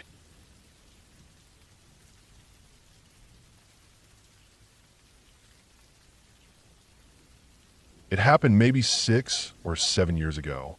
I don't remember the exact month, but I know it was one of those cold nights where the wind makes that hollow whistling sound as it squeezes through the cracks in the siding or around the edges of the windows. I was living alone at the time, renting a small one-bedroom apartment on the second floor of a duplex near the edge of town. The place was old, maybe built in the 50s, with radiators that clanked when they turned on, and a bathroom with pink tiles and a yellowed plastic shower curtain that stuck to your legs when it got wet. My bedroom was small, just big enough for a queen-size mattress on a metal frame, a cheap dresser from IKEA, and a floor lamp that had a habit of flickering whenever you bumped the wall too hard. I didn't have much going on back then. I had a job in the warehouse at a home improvement store, stocking shelves and helping people load things into their trucks. I'd get off work sore and tired, come home, microwave whatever I'd pulled from the freezer, and crash. I didn't go out much. Most nights I was too tired. I didn't even drink. I wasn't depressed or anything. I just didn't really feel like doing anything. It was one of those long stretches in life where everything kind of blurs together like the same day copied over and over again. That night, I had gone to bed around 11. I remember brushing my teeth and leaving the bathroom light on like I usually did, just so there'd be a little glow in the hallway. I'd gotten into the habit of sleeping with my door closed, not for any particular reason, just force of habit. The apartment didn't have central air or heat, and the radiator in my room was noisy as hell. So I put a small space heater near the foot of the bed to keep things warm enough. I don't know what time it was when I woke up, or thought I woke up. That's the thing that still messes with me. Even now, all these years later, I still don't know if it was a dream or some kind of hallucination or something else entirely. All I know is that it felt real. It felt more than real. Not vivid like a normal dream. Not floaty or surreal like your usual half-asleep thoughts. This felt like I was awake. I could feel the blanket on my legs, the heater humming softly at my feet. I could see the faint light from the hallway bleeding under the door. I could hear the wind rattling softly outside. And then I saw her. She wasn't supposed to be there. That's the first thing I remember thinking. Not fear or confusion, but just this sudden, quiet realization that something was wrong. She was standing, or floating, or hovering, or whatever you want to call it, at the side of my bed. Her head was tilted down slightly, and her face was lit up just enough by the glow of the hallway light that I could see her eyes. She wasn't smiling. She wasn't crying. She wasn't angry. She was just looking at me, staring. It was an ex-girlfriend of mine. I hadn't thought about her in years. We'd broken up maybe 2 or 3 years before that night. It had been mutual. No big fight, no dramatic ending, just one of those slow burns where you both realize it's not working anymore. We didn't stay friends, but we didn't hate each other either. We just moved on. I didn't follow her on social media, didn't keep tabs on her, didn't really even remember her most of the time. So when I saw her standing there, just staring down at me, it didn't make any sense. It felt wrong in this quiet, heavy way, like walking into your kitchen and finding all the drawers open and not knowing why. She didn't move. She didn't blink. She just looked at me, and I lay there staring back, frozen. I couldn't tell if I was scared or not. My body felt pinned to the bed. Not by force, not like sleep paralysis, but like I was afraid to move because something about this didn't feel like a dream. I felt like if I moved too fast or tried to sit up, she would do something. Not attack me or hurt me, just something I wouldn't be able to undo. I couldn't explain it then, and I still can't now. She looked exactly like I remembered. Same hair, same tired eyes, Same way she held her shoulders like she was always a little cold. She wasn't ghostly or glowing or anything like that. She looked as real as if she had just walked in through the front door. I could see the texture in her shirt, the small crease in her jeans near the knee, the slight smudge of makeup around her like she'd rubbed it earlier in the day. Then her mouth moved, just barely. She didn't speak, not out loud, but I understood her somehow, like the words appeared fully formed in my head. It was just two words, but they didn't feel simple. They felt heavy, like they came from somewhere deep and cold and ancient. Let go. That's all she said, or whatever it was that she did. Just those two words. And she kept looking at me. No change in her face, no shift in her posture. I didn't know what to do. I didn't know how to respond. I couldn't even move. I just kept staring at her while my body lay still and heavy under the blankets, my chest barely rising with each breath. And then, just like that, she was gone. I don't remember falling back asleep. I don't even remember her leaving. 1 second she was there, and the next she wasn't. I woke up with my alarm blaring in the dark, and for a moment I sat there in bed, staring at the ceiling, trying to figure out if it had really happened. My room looked the same. Nothing was out of place. The hallway light was still on. My heater was still humming, but the air felt different. Not colder or heavier, just emptier. I got up and went through my morning routine like always, but that whole day I couldn't shake the feeling that something had changed. Not in a dramatic way, not like the world had shifted or anything like that. Just in this quiet, permanent way, like a door that had been closed was now slightly ajar. I didn't tell anyone about it. Who would I even tell? I hadn't talked to her in years, and I sure as hell wasn't going to message her out of the blue with something like that. What would I even say? Hey, I saw you hovering over me in my bedroom in a hallucination. Hope you're doing well. It was ridiculous, so I kept it to myself. I buried it. I pushed it down with everything else I didn't have time to think about. I had rent to pay, long hours to work, a car that needed a new alternator. Life didn't stop just because something weird happened one night. But the thing is, I never forgot it. I never could. It didn't feel like a dream. It didn't have that softness or that floaty confusion you usually get. It felt sharp, real, too real. Every detail stuck with me. The way she looked at me, the slight smell of the space heater, the dry feeling in my throat, the weight of those two words in my head. Let go. I kept thinking about that. What did it mean? Let go of what? Her? The past? Myself? Something else? I didn't have any feelings for her. I didn't hold on to anything. At least, I didn't think I did. But over time, the more I thought about it, the more I started to realize something. I wasn't really living. Not in any meaningful way. I was going through the motions. Waking up, working, sleeping, repeating. I didn't let people get close. I didn't try anything new. I didn't take chances. I didn't feel anything. And I think maybe that was the point. Maybe that vision, dream, hallucination, whatever it was my brain's way of trying to shake me out of something I didn't even know I was stuck in. I didn't make any sudden changes. I didn't quit my job or move to a new city or find religion. But I started paying attention. I started trying. I reconnected with some old friends. I said yes to a few things I would have avoided before. I went to a small live show, started reading again, started writing down my thoughts at night before bed. And slowly, life started to feel different. Not perfect, not magical, but alive. I started to feel like maybe I was waking up from something much longer than a single night. I never saw her again. Not in real life. Not in another dream. I don't know what she's doing now or where she ended up. I never reached out. I figured whatever that moment was supposed to mean, it had already said everything it needed to. I let it sit. I let it live where it landed. And maybe that was the point all along. Let go. Not of her. Of everything I was holding on to without even knowing it. Let go of the routines that were killing me slowly. Let go of the fears I didn't even know were fears. Let go of the idea that things had to stay the same forever just because they had been that way for a while. Let go of the weight I didn't know I'd been carrying. And maybe, just maybe it worked, because now, when I lie in bed at night, and the wind rattles the windows and the hallway light glows under the door, I don't feel that tightness in my chest. I don't feel that sense of something waiting just beyond reach. I feel calm. I feel tired. I feel here. And that's enough.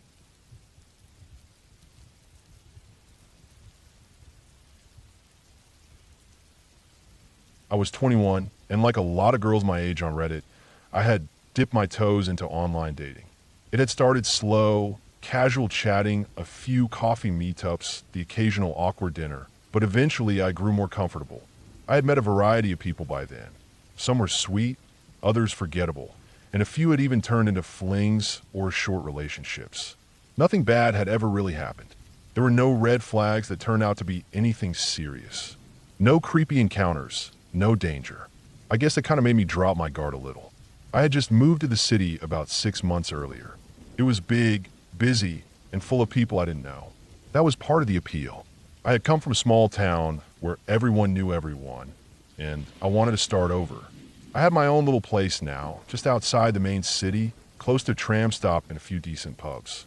My job was boring, but it paid the bills. I was finally starting to feel independent. This particular night started off with a date. It had been planned for a week, a guy I had matched with on an app. His profile made him seem decent. Average looking, works in IT, like dogs and old horror movies. We met at a small cafe in the city, and within the first 10 minutes, I knew it wasn't going anywhere. He wasn't rude or creepy. He just didn't have any spark. No humor, no charm, just awkward pauses and long stares at the menu. I stayed for about 45 minutes, made polite conversation, then bailed. I remember feeling more annoyed than disappointed. I had worn my favorite jeans and actually straightened my hair. I felt like I'd wasted my time. So on the tram ride home, I opened one of my apps and started chatting. A guy I had talked to briefly a few days ago was online. He was casual, laid back. I told him about my boring date, and he said something like, "You deserve a better night." Then he suggested we meet up. It was late, close to midnight by then, but I was still wired from the coffee and didn't feel like going home to lie awake in bed. He said we could go for a drive, maybe grab some food, cruise around. I figured why not? I had done more reckless things. We agreed to meet at a pub near my house. It was within walking distance, and I told myself if anything fell off, I could just turn around and go home. When I got there, I saw him waiting outside, leaning against a car. He looked a bit different from his pictures, not in a catfish kind of way, just a little rougher around the edges. His clothes were baggy, his hat was backwards, and he had a kind of half smirk that made me instantly label him a bogan. But he didn't seem threatening, just a little off. Still, I was already there. His car was a mess. I remember opening the passenger door and stepping over 2 empty Red Bull cans and a fast food bag on the floor.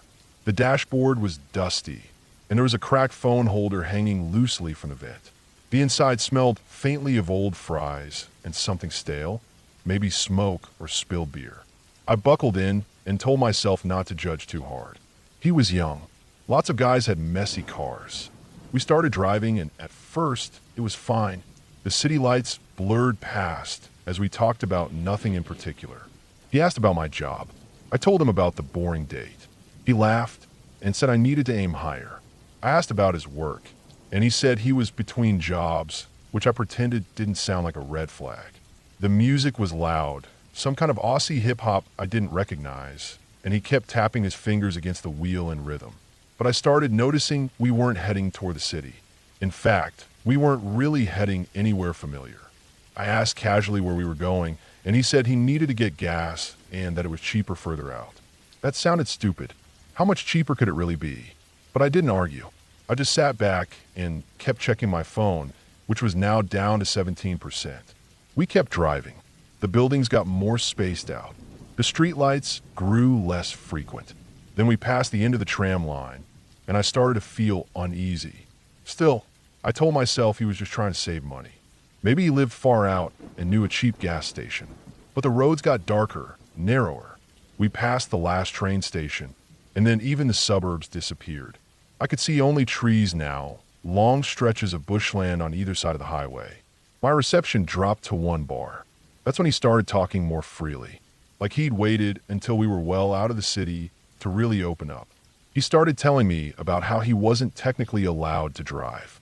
Something about a DUI from a year or 2 ago. How he was meant to appear in court, but never did. I thought he was joking at first, but then he opened the glove compartment and pulled out a crumpled piece of paper, some kind of court summons. He passed it to me like it was a trading card. He started laughing about how he'd driven drunk more times than sober, and how he was a master at avoiding police checkpoints. I stared at him, wondering what the hell I'd gotten into. The mood in the car had shifted. I wasn't relaxed anymore. I wasn't even annoyed. I was scared. I told him I wanted to go home. He shrugged and said we were almost there. That phrase hit me hard. Almost where? I asked again, and he just smiled and pointed up the road. I didn't see anything. The fog started rolling in around then. It was thin at first, but as we turned onto a smaller road and started heading uphill, it got thick fast. I could barely see 10 feet ahead. Everything outside the car looked pale and quiet. No lights, no houses, just white air and the trees flashing in and out of view. He kept driving. My heart was pounding now. I could barely focus on my phone. I had already texted a friend earlier when I first got in the car. Just a quick message with his name and the make of the vehicle, plus a license plate when I got a chance. Now I sent another message. We're out in the bush. I'm scared. Battery low. I didn't wait for a reply. I closed the screen to save power. Then he stopped the car. We were parked at the top of a hill, surrounded by fog so thick I couldn't see past the windshield. The engine clicked off. The silence was deafening. No music, no wind, just our breathing and the slight creak of the handbrake. He said he needed to take a break. Something about a revive recovery, like when you pull over to stop yourself from falling asleep at the wheel. But he didn't seem tired. He looked wide awake, buzzing, twitchy. I was cold. I pulled my jacket tighter and tried not to look scared, but my hand was shaking. I told myself to stay calm, that he hadn't actually done anything yet. He hadn't touched me. He hadn't yelled, but everything felt wrong. Every instinct in my body told me I was in danger. He got out of the car. I watched him stretch and walk around to the back. I stayed seated, clutching my phone. I had 9% left. I debated calling the police, but I didn't have a good location. Just on a hill in the fog outside the city. I thought maybe I'd make it worse. Maybe I should wait. Give him 10 minutes like he said. Time passed slowly. I stared at the dashboard clock. I watched each minute tick by like it was trying to save me. I couldn't see him in the fog, but I heard the occasional crunch of gravel under his feet. When the 10 minutes were up, he got back in the car. He didn't say anything, just started the engine and turned the car around. The drive back was silent. I stared straight ahead, willing myself not to cry. I kept one hand on my phone. I didn't look at him. He didn't look at me either. It took over an hour to get back to the city. The roads were empty. No headlights. Just the low hum of the tires on the asphalt and the fog peeling away behind us. When we finally hit the main streets again, I felt like I could breathe for the first time in ages. He dropped me off near the pub where we met. I didn't say thanks. I just got out and walked home without looking back. That night, I barely slept.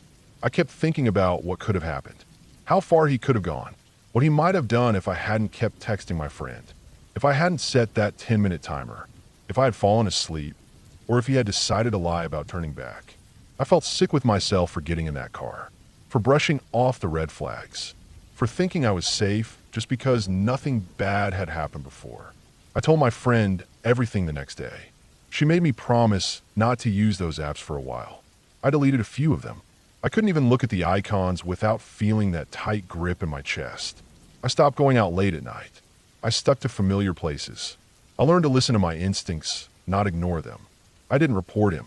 Maybe I should have, but I didn't know what I'd even say. He hadn't broken any new laws, at least none I could prove. He was already wanted for the DUI stuff. I figured it would catch up with him eventually. I still think about that night sometimes. About how close it felt to something terrible. About how fog can turn a hilltop into a trap. And about how danger doesn't always look like a monster. Sometimes it looks like a guy who smiles a little too wide and says the gas is cheaper further out. I haven't gotten in a stranger's car since. I don't think I ever will. It's not worth the story.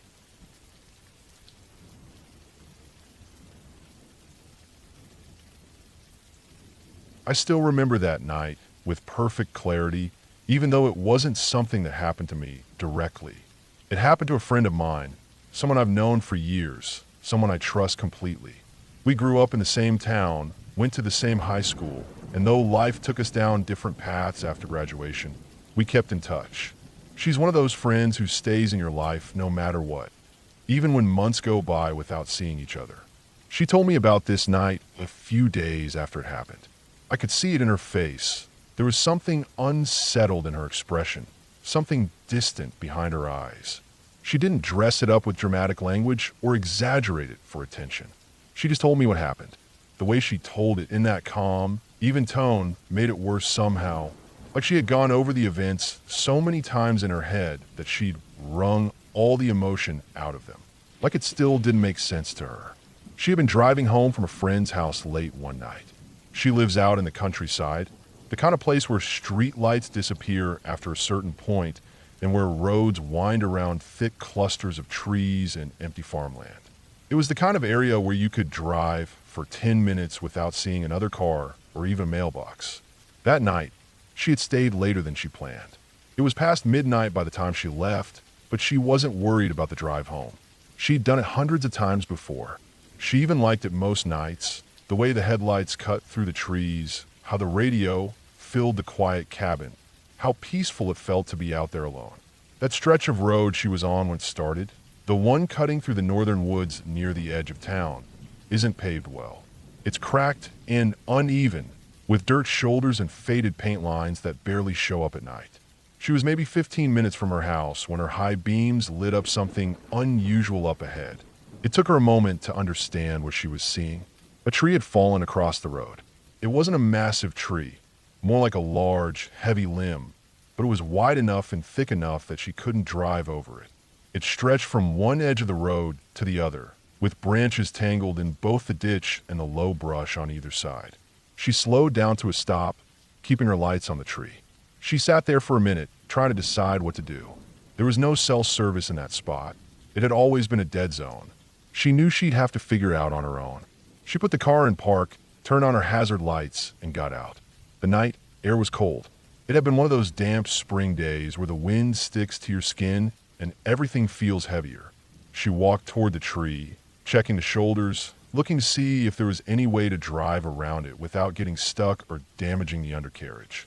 There wasn't. The ditches on either side were too deep, and the angle of the road made it impossible to turn the car without risking it rolling into one. She wasn't strong enough to move the tree herself. It was too thick, too long. She thought about trying to break off some of the branches or shift part of it with her foot, but after a few minutes, she realized it wasn't worth the risk. Her best bet was to backtrack and take the long way home, even if it added 20 minutes to her drive. She got back in her car, turned around with some effort. It took a few careful maneuvers to avoid going into the ditch, and began heading back the way she came. At first, everything felt normal again. The headlights stretched out into the night, catching glimpses of trees, mailboxes, the occasional fence post. The radio crackled with a soft song, and the hum of the tires on the uneven road filled the cabin.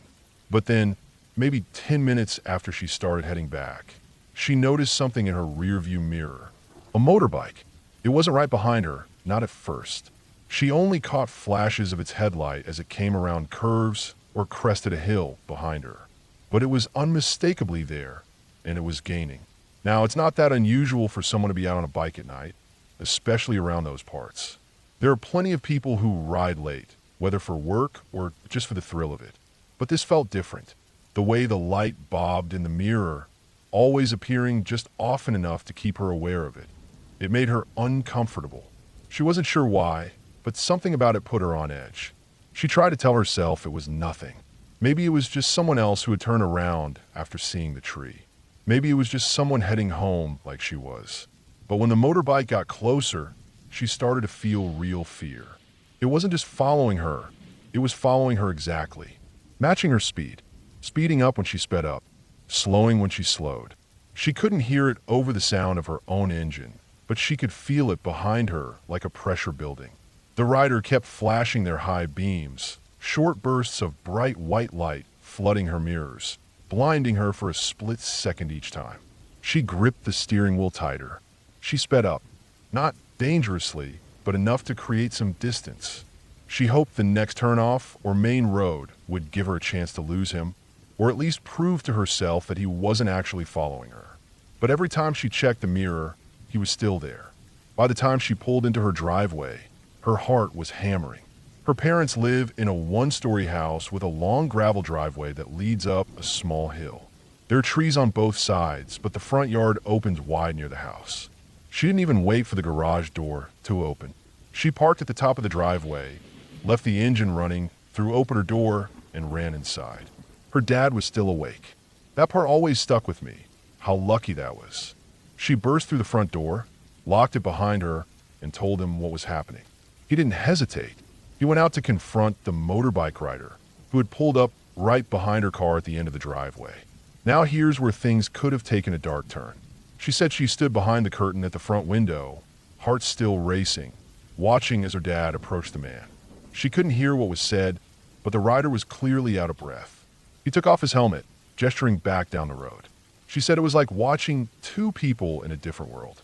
She was so focused on the fact that he had followed her that she didn't even consider he might have had a reason.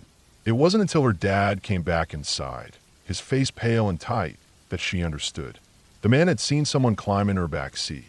When she had gotten out of the car to check the fallen tree, the motorbike had just come around a corner, maybe 50 yards back. The rider had seen movement in the trees, a figure darting out and crouching low. He wasn't close enough to see who or what it was, but he saw someone open the rear passenger door of her car and get in.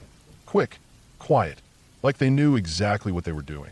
He had tried to speed up and signal her, but he didn't want to run her off the road either. That was why he had been flashing his lights, trying to get her attention, trying to get her to pull over. Her car, abandoned at the tree, was still sitting there when the police arrived. The back door was wide open. Nobody was inside. The woods around that stretch of road are thick and uneven. It would have been easy for someone to slip away in the dark, especially if they knew the area well. The police brought out dogs the next morning and even a drone, but nothing turned up. No tracks, no footprints, no fingerprints. The only thing they confirmed was that the door had been opened and closed at least once since she had gotten out. They found smudges on the handle, wiped partially clean. That's it. No answers. No arrests. Nothing was stolen. Nothing ever came of it. Whoever that person was, they got away. She never drove that road again. Her parents sold the house that summer and moved closer to town. She bought a new car, one of those with rear sensors and cameras and a dash cam that records everything. But none of it really helped her sleep any better. What makes it worse is that nothing happened. Nothing at all. There was no confrontation, no screams, no evidence of a plan, just silence. That's the part that kept her up at night. The not knowing, the feeling that she had been minutes away from something that could have changed or ended her life. And the thought that if that motorbike rider hadn't been there, hadn't followed her, hadn't noticed what he did, nobody would have ever known. She might have driven all the way home with someone crouched in the back seat.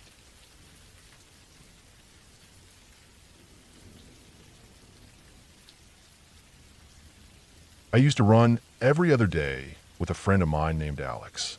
We weren't serious athletes or anything, just regular people trying to stay in shape.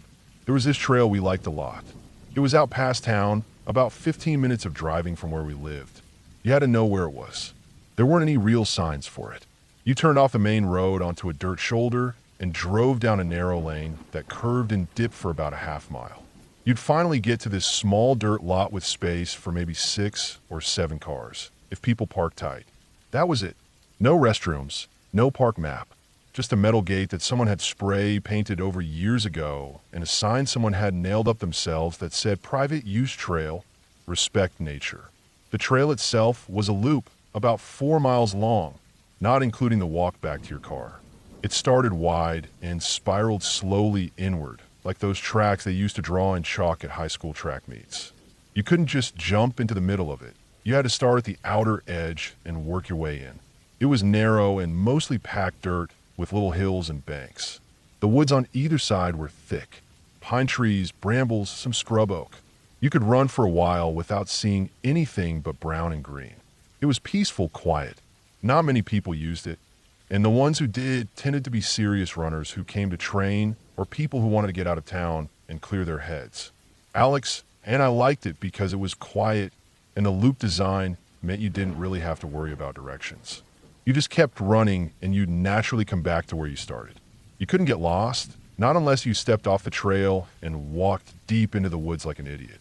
We always went in the mornings, early. I worked night shifts at the time, and Alex had a regular office job with flexible hours. He was a better runner than me. Longer legs, less body weight to carry, but we ran at the same pace to keep things social. Usually we did 2 full loops. The first was a warm-up, the second a little more serious. Then we'd walk back to the car, stretch for a minute, and head out. This particular day, I remember the weather was weird. It wasn't raining, but the air felt damp. Heavy almost, like the kind of air you get just before a storm rolls in. There was fog too, light but noticeable. It hung around the lower trees, and just above the brush, made the trail feel quiet in a different way, like the woods were holding their breath. Alex parked the car, and we stepped out. It was cold, but not freezing. Maybe 50 degrees. I stretched for a second, rubbing my thighs. I was already stiff from the previous day's jog. I knew I'd be dragging today. Alex was bouncing on the balls of his feet, like usual, doing his little warm-up hops. He never got sore. We walked through the gate, started our watches, and began the first loop. The outer part of the trail is easy. The slope is slight, the dirt is firm, and you've got room on either side. If when you get past the second mile that it narrows and the trail starts to climb a little. It winds more tightly too, and the vegetation gets thicker. You can't really see far ahead or behind anymore. It turns into this kind of natural hallway, walls of pine on either side, brown carpet below. I always liked that stretch, even when it made me feel boxed in. It had this rhythm to it. Turn, slope, flatten. Turn, slope, flatten. You could almost fall into a trance. Alex was ahead of me a bit, maybe 15 feet. We weren't talking. We usually didn't during the second loop. That's when we picked up the pace. I was breathing hard, legs burning, and I remember thinking I'd just tell him to stop at the end of this loop. We wouldn't do another. I didn't feel good that day. Something about the damp air made my lungs feel heavy. It was about then that I heard footsteps behind us. I wasn't startled at first. People did use the trail sometimes, especially runners. But what caught my attention was the pace. They were fast, steady. Whoever it was had closed the gap quickly. I turned my head and saw a woman approaching. Tall, lean, maybe in her late 30s or early 40s. Dressed in black running gear, long sleeves, gloves, and a hat pulled low. I couldn't really see her face, just that she moved smoothly, evenly. Her form was perfect. She looked like someone who had been running for years. I figured she'd pass us soon, and she did. She came up behind me, then Alex. She didn't say anything when she passed, just kept her eyes forward and moved ahead like she didn't even see us. Her breathing wasn't even loud. That's what stuck out. Most runners, even good ones, you can hear their breath. Hers was almost silent. She kept going. It wasn't until after she passed that I started thinking about how weird it was. Not creepy, just strange. We'd been out there a good half hour already. The lot had been empty when we got there. If she'd come in behind us, we would have seen her car. And there was only one entrance. No side trails, no cut-throughs. Just a single loop spiraling inward. The only way someone could come up behind us was if they were behind us the whole time. I remember Alex looking over at me then. He didn't say anything. He just gave me the kind of, "Did you see that look?" I nodded. We didn't stop running, though. She was already out of view by the time we rounded the next bend. The trail curved left, then dipped slightly, then narrowed again. The fog was thicker there. It had settled in, low and gray, like smoke after a fire. We kept going, both of us a little faster now. I don't know why. Maybe just nerves. Maybe something about her made us uneasy. It wasn't anything she did. Just the way she moved, the way she appeared so suddenly. It didn't sit right. The loop tightened. You could tell because the trail edges got closer. The trees closed in tighter. There was less space to move. We passed a broken bench, an old wooden one that someone had tried to fix with a bungee cord. I always used that bench as a marker in my head. From there, it was maybe half a mile to the center. We didn't see her again. That was the strange part. The trail wasn't wide enough for side paths. No way to step off without making noise. The leaves and twigs were everywhere. Even if you tried to go into the woods, you'd leave a trail. But she was just gone. I kept looking ahead, waiting for a glimpse of black clothing. Nothing. No footfalls either. No birds moving above. No twigs snapping in the underbrush. We hit the center of the loop. This small clearing with a circle of rocks that people used to sit on or leave painted stones for kids to find. There was nobody there. No sign anyone had passed through. Just fog and the smell of damp earth. We slowed down. Alex stopped and bent over, hands on his knees, gasping. I stood a few feet away, wiping my face. My legs were shaking. I wasn't thinking clearly, but I knew something was wrong. That woman had passed us, and we never saw her again. You can't leave that loop without going past the center and spiraling back out. There's no shortcut, no off-ramp, no trails in or out except the one we were on. And we'd have seen her. We weren't that far behind. She couldn't have sprinted the rest of the loop without making some kind of noise. But it was dead quiet. Just us. We stayed there for a few minutes, then started walking the rest of the way out. No running this time. Our legs were done, and neither of us wanted to stay longer than we had to. The air felt colder now, the fog thicker. Every shadow between the trees looked wrong. I kept glancing behind us, even though I didn't know what I was expecting to see. We didn't talk the whole way out, not even when we got back to the car. We just got in, shut the doors, and drove. When we got back to town, we didn't stop for coffee like usual. I went home and took a shower, and I remember standing under the hot water for a long time, trying to push the tight feeling out of my chest. That night, I looked up the trail on some local forums. Nobody mentioned anything strange, just reviews about how peaceful it was, how clean the loop stayed, even with minimal maintenance. But I did see one post. It was buried deep in an old thread, maybe 3 years back. Someone mentioned a woman who ran the trail every morning. Tall, black clothes, didn't speak much. They said she was fast, too fast for her age. Nobody knew her name. People stopped seeing her after a while, but no one thought much of it. The next time Alex and I ran, we picked a different spot, some paved trail around a lake near the city. We never said why we stopped going to the loop. We just did, and we've never gone back. I don't think there was anything supernatural about what happened. There's probably an explanation. Maybe she knew a shortcut through the woods. Maybe she trained on that trail every day and had some path we didn't know about. Maybe she was just a really serious runner who didn't like being seen. But I can't shake the way it felt. Like she didn't belong there. Like she'd been there before we got there, and we were just catching up. Like she wasn't surprised to see us, and we were never supposed to see her. And most of all, I can't forget the way she vanished. No sound, no trace, just gone. I still run. Not as much, not as far, and never alone, just in case.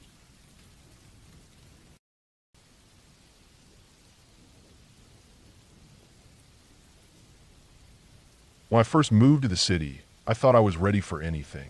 I was used to small towns, to quiet streets, and early nights, but I convinced myself that I could handle the noise, the people, the unpredictability of it all. I had just landed a new job and scraped together enough money to rent a tiny apartment on the 3rd floor of an older building not far from downtown. It had scuffed floors, yellowed blinds, and the smell of someone else's life clinging to the walls, but it was mine, and I felt proud. I didn't know many people in the city yet, just a couple of friends from college who had also moved there after graduation. One of them, Paul, had grown up in a bigger place and seemed more comfortable navigating the chaos. He invited me out for drinks one Friday night. So it would be good for me to get out, to stop unpacking boxes and pretending I wasn't nervous every time I heard sirens outside my window. I agreed. I wanted to feel normal, like I belonged in the city and wasn't just some outsider watching it all happen from behind a locked door. We met around 7 and walked to a bar he liked downtown. It was crowded, but not overwhelming. I remember the buzz of people around us, the sound of clinking glasses, the smell of fried food and cheap beer. We found a spot near the back and drank slowly. The conversation was easy. We talked about work, about how expensive everything was, about how different it all felt. I had a few beers, just enough to make me feel loose, a little sleepy, but still aware of everything. I remember thinking that maybe things were starting to feel okay. It was after midnight when we left. The streets were still busy, but the crowd had changed. The groups of coworkers and couples had thinned out, replaced by louder voices, more aggressive energy. We walked toward the bus stops near the main intersection. Hall's bus was heading east. Mine was going north, so we'd part ways there. The sidewalks were stained with spilled drinks. and the occasional group of people still wandered by, but things were winding down. As we stood waiting for our buses, I noticed a man approaching us from the other side of the street. At first, I didn't think much of it. He looked rough, his clothes were dirty, his face was drawn and thin, with wild eyes that didn't seem to settle on anything. He had this strange energy about him, like he was wound too tight and could snap in any direction. He walked with a kind of twitchy motion, like he couldn't keep still. He came up to us and asked if we had any change. His voice was low but intense. I looked at Paul, and we both gave a kind of polite no, shaking our heads. I didn't want to seem rude or provoke anything, but something in my stomach tightened. I could feel the tension in the air before anything even happened. We started to inch away, slow at first, hoping he would just wander off and find someone else to bother. But he didn't leave. He followed us, his footsteps quick behind ours. I didn't want to look directly at him, but I caught him out of the corner of my eye. He had pulled something out of his jacket, a glint of metal, small but clear in the streetlights. It was a knife, nothing huge, but sharp-looking. He leaned in just enough for us to hear, his voice nearly a hiss, and said something that made my whole body go cold. I didn't look at Paul. We didn't need to say anything. We just kept moving, walking faster now, our steps turning toward a more crowded part of the street. There was a police patrol across the road, a single officer on foot checking storefronts. I pointed subtly, and Paul nodded. We angled our path to cross toward him. I kept expecting the man to lunge or shout, but he just kept walking behind us, slow again, like he knew he had rattled us and was enjoying it. We got the officer's attention, waved him over without making a scene. The man behind us stopped walking when he saw the cop, turned slowly, and started heading in the opposite direction like nothing had happened. Everything after that felt fast, but also strangely quiet. The officer crossed the street, radioed for backup. We explained what happened. Other officers arrived. They pulled up in a car, talked to the patrol guy, and started canvassing the area. One of them stayed with us. By the time they finished taking our statements and running a search for the guy, the last buses had already gone. I checked the time on my phone and felt that sinking feeling. You don't have a ride, and you're stuck downtown in a place that doesn't feel safe anymore. The cops offered to drive us home, said it wasn't a big deal, that it was safer than waiting around. I remember sitting in the back seat of the car, the plastic divider between me and the front. It felt surreal. I wasn't in trouble, but it still felt like I'd done something wrong. The city that had seemed exciting a few hours earlier now felt like a trap. The bright lights looked harsh. The people I passed on the sidewalks seemed unpredictable, and every alley looked like it could hide someone waiting to jump out. They dropped Paul off first. I watched him walk up to his apartment door and wave before going inside. Then they drove me to my place. It wasn't far, maybe 15 minutes, but the whole ride I couldn't stop thinking about how close that knife had been. Not just the physical knife, but the moment, how it could have turned into something else if we had said something wrong or moved a little slower or hadn't seen the cop.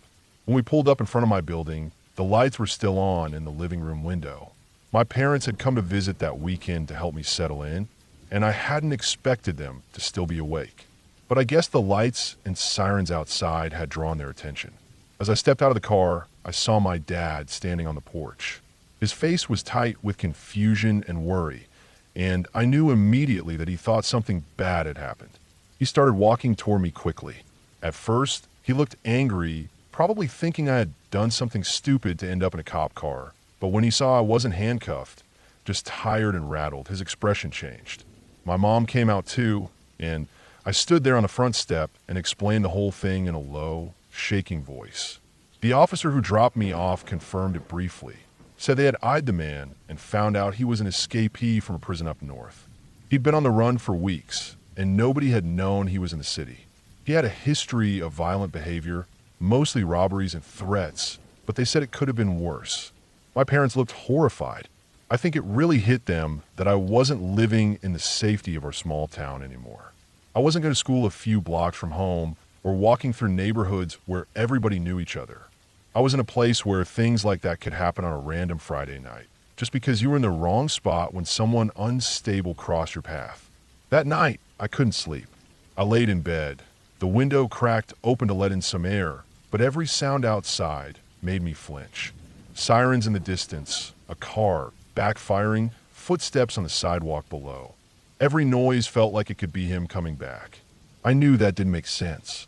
The police had arrested him later that night, not far from where we'd last seen him, but it didn't matter. The feeling stuck with me. For weeks after that, I found myself looking over my shoulder, walking faster at night, avoiding empty bus stops. The city didn't feel like something I was a part of anymore. It felt like something I had to survive. I'd always heard people say big cities had dangers, but I thought that meant being careful with your wallet, watching out for pickpockets, not being followed by someone who wanted to hurt you for no reason. I didn't tell many people about what happened. A few coworkers asked why I seemed tired or jumpy, and I made up something about stress or not sleeping well. I didn't want to sound paranoid or dramatic, but it stayed with me. It changed the way I thought about strangers, about being alone in public spaces, about how quickly things can turn. Over time, it faded a little. I didn't forget it, but the edge wore off. I started taking different routes home, avoiding certain areas at night. I got more comfortable in the city again, but that sense of safety I'd once felt, that idea that nothing really bad could happen unless you were doing something stupid, was gone for good. I still live in the city now. It's been a few years, and I've adjusted. I've learned to pay attention, to trust my instincts, to never dismiss that feeling in your stomach when something doesn't feel right. That night didn't ruin the city for me, but it changed what it meant to live here. It made me realize how quickly things can go sideways, and how important it is to act fast when they do. It was a small moment, really. Just a man asking for change, and then whispering something terrifying. But it was enough. Enough to remind me that danger isn't always loud or obvious. Sometimes it walks up quietly, holding a knife, and smiles like everything is fine. And sometimes, if you're lucky, you get to walk away from it.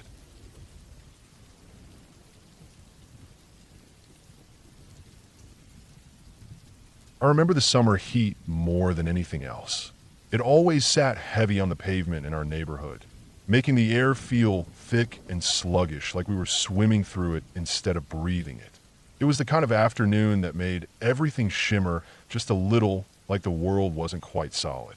The kind of day where bugs buzzed lazily in the heat, and every step on the driveway made the soles of your shoes stick for a half second. That summer I was 8 years old.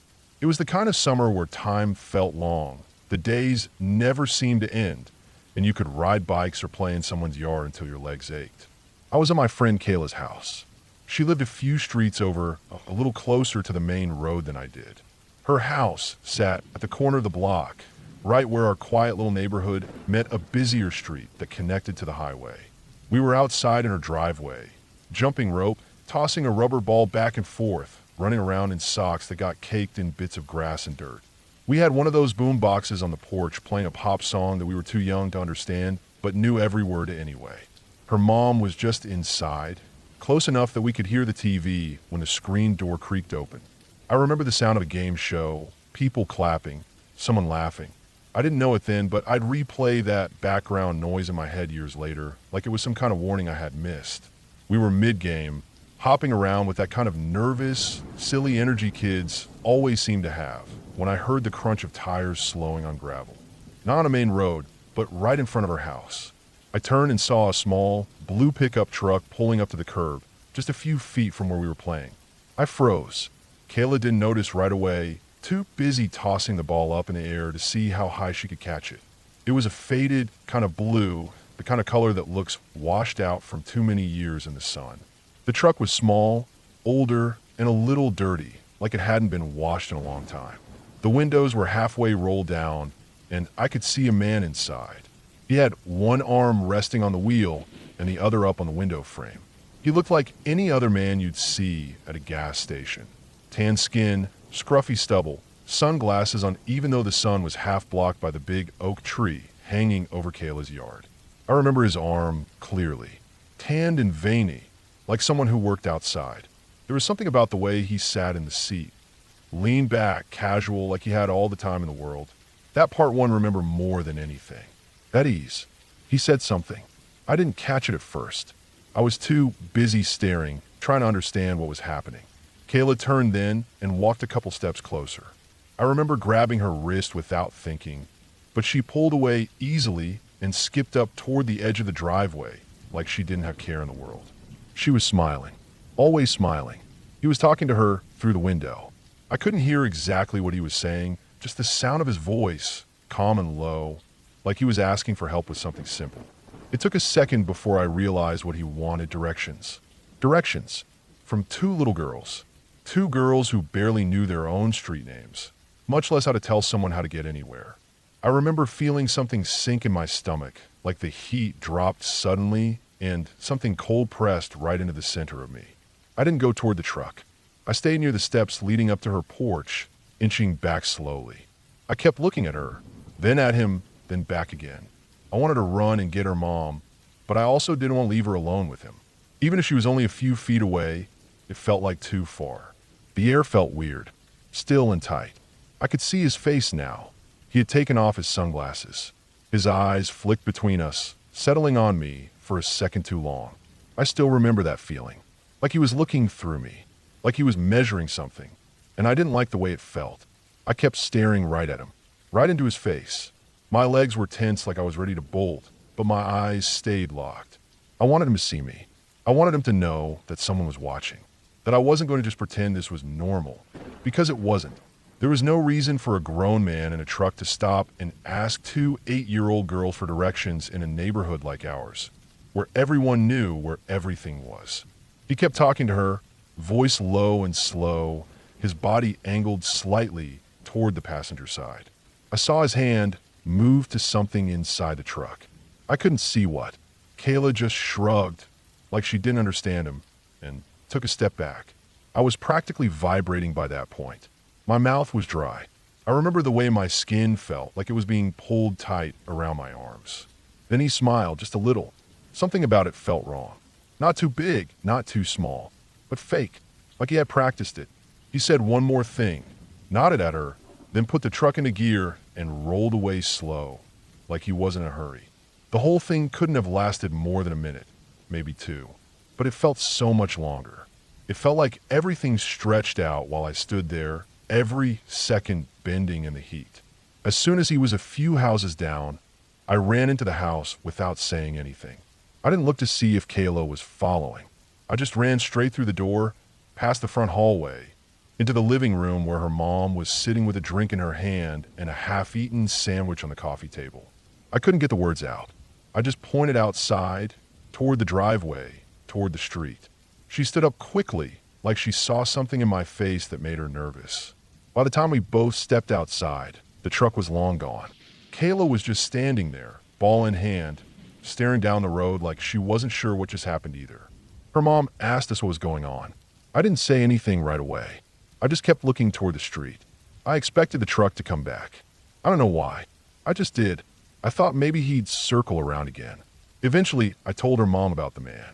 I don't remember what I said exactly, but it must have been enough. She didn't panic, didn't call the police or anything like that, but I could see it in her face. She looked down the street, then back at us, then disappeared inside for a few minutes. When she came back out, she told us to stay in the backyard for the rest of the afternoon. And that was that. We never talked about it again. Not really. Maybe once, a few days later, I mentioned how weird it was, but Kayla just laughed and said he probably just needed to find a gas station or something. I want to believe that too, but something about it stuck with me. Not just the way he looked at us, or how calm he was, but how he didn't seem surprised at all to see two kids outside by themselves. He acted like he expected it, like that was the plan. I've thought about that day more times than I can count. I don't know what his intentions were. I really don't. Maybe he was just lost. Maybe he was just tired. Maybe he thought we looked older. But I doubt it. I really, really doubt it. And the older I get, the more I look back at that moment and realize how fast something could have gone wrong. How close we might have come to something bad. Something we couldn't undo. It's not the scariest story. Nothing happened, technically. But that's the part that keeps me up sometimes. That nothing happened. Because what if I had gone with her to the truck? What if I hadn't stared him down? What if I hadn't felt that gut twist in my stomach and just walked up to him like she did? What if he was waiting for something, some signal, some moment to grab one of us? What if he changed his mind when he saw I wasn't going to look away? There's no ending to the story because it didn't become one. It stayed a moment, frozen in time, burned into my brain like the way the sun hit the driveway that day. I never saw that truck again. Not in our neighborhood, not in town. Maybe he really was just lost. But something tells me he wasn't. And even now, years later, every time I see a small, faded blue pickup on the road, I look twice. I check the driver. I glance at their face. And I wonder if they remember that day too.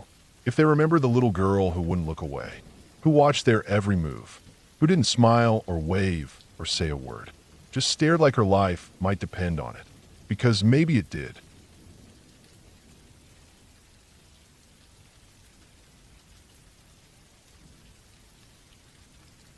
It happened back in 2002 during my final year of undergrad. I was staying in one of those co-ed dorm buildings that most students either loved or hated.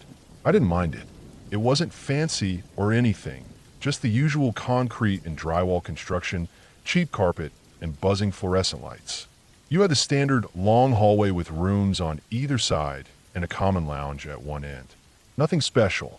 What mattered to me back then was that it was close to campus and had a place to sleep and study. I wasn't the type who cared too much about decorations or furniture. I just needed it to be functional.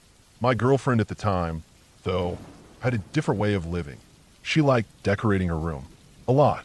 Her bed was covered with colorful bed sheets and surrounded by shelves full of plush toys, pictures of her family, posters, even those scented candles that aren't really allowed in the dorms, but everyone used anyway.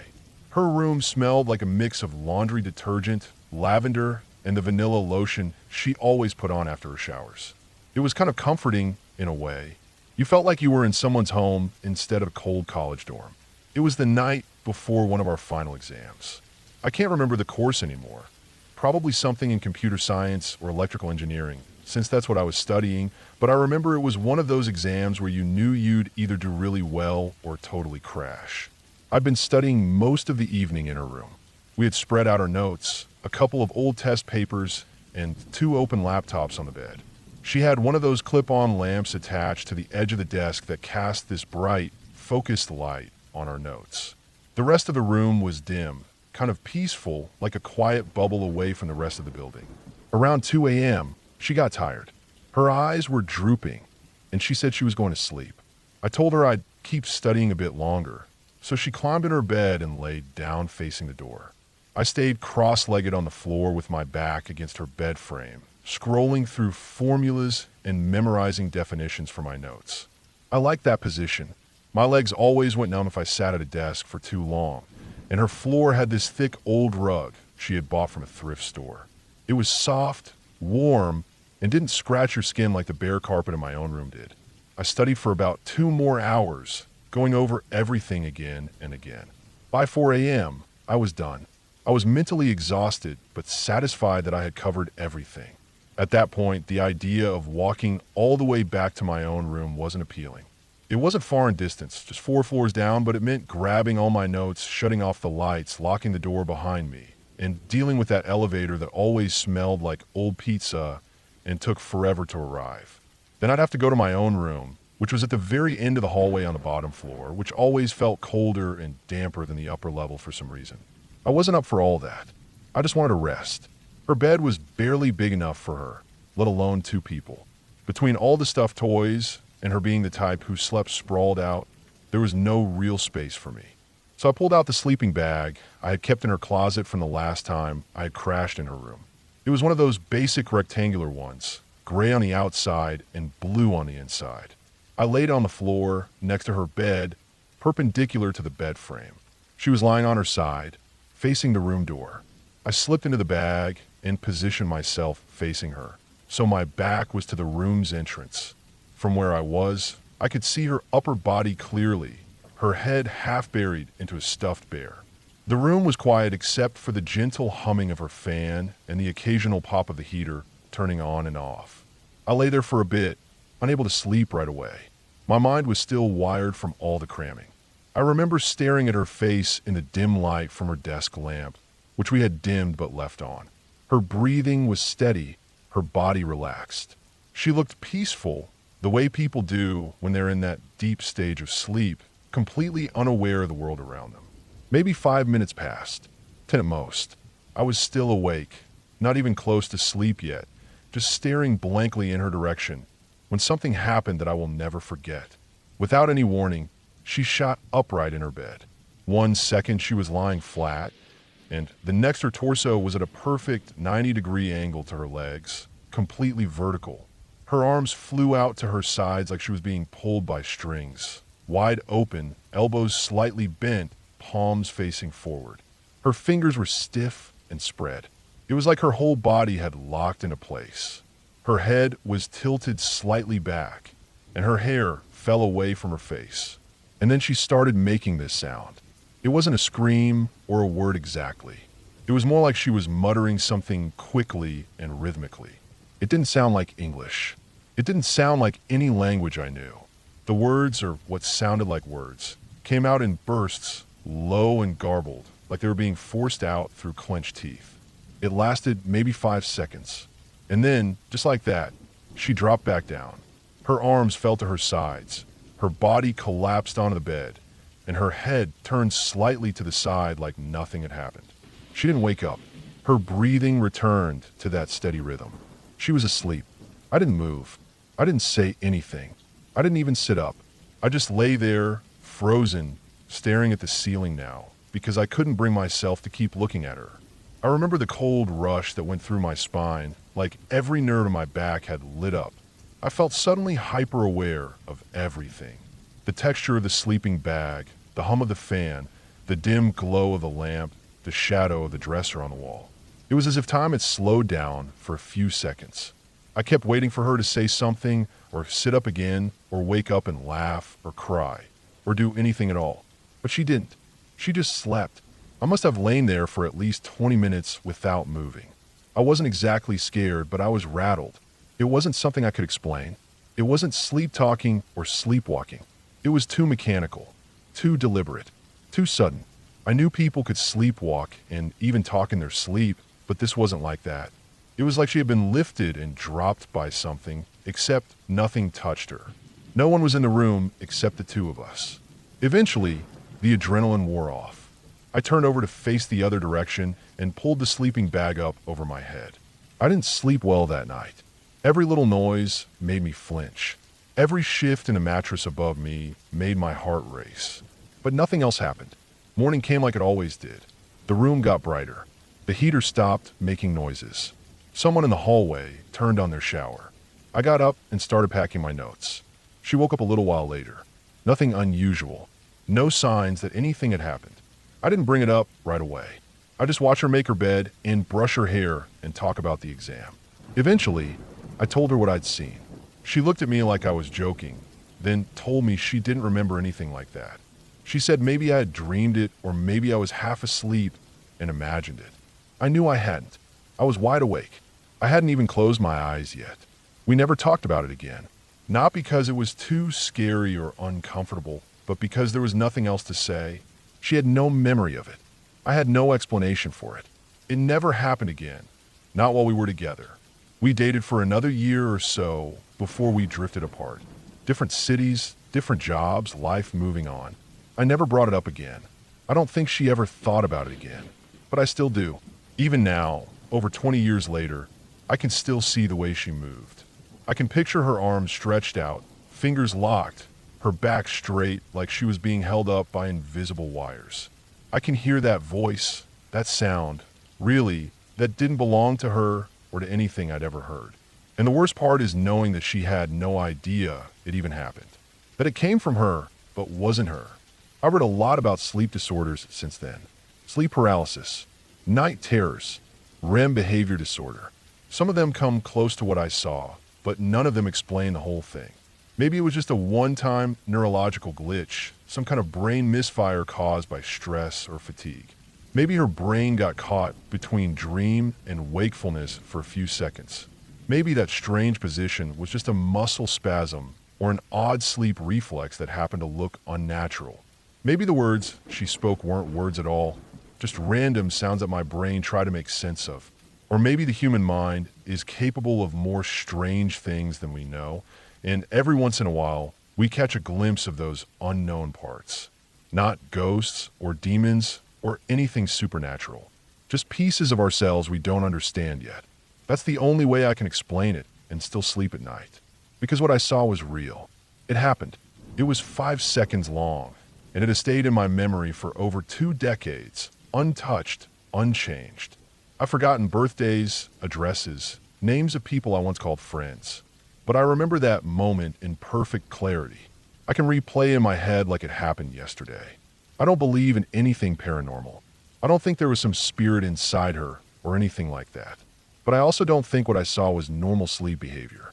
It was something else, something rare, something human. And sometimes the scariest things are the ones that come from inside us. No ghosts, no monsters, just a sudden, I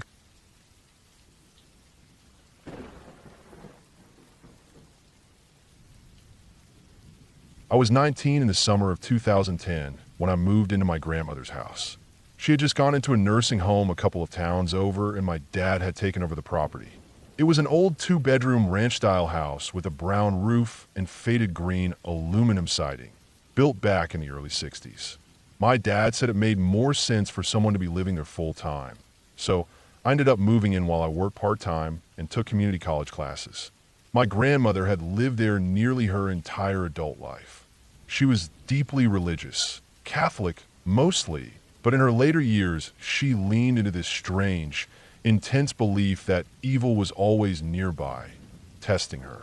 She'd never go to sleep without sprinkling holy water around her bed, and she always kept rosary beads under her pillow. I remembered this one story she used to tell again and again, especially when she started slipping mentally. She said that when she was younger, maybe in her 30s or 40s, she believed her next-door neighbor was possessed. The woman would scream at night and speak in a deep voice that didn't sound human. My grandmother claimed to have tried to perform some kind of exorcism herself, alone, reading from a book she said the church had given her. She said the house grew cold and she heard voices. The woman moved away shortly after that, and that part of the story always stayed with me, even though I tried to write it off. The house didn't feel haunted when I moved in, not in any dramatic way, but it had this old, quiet feeling to it, like it had been watching too long.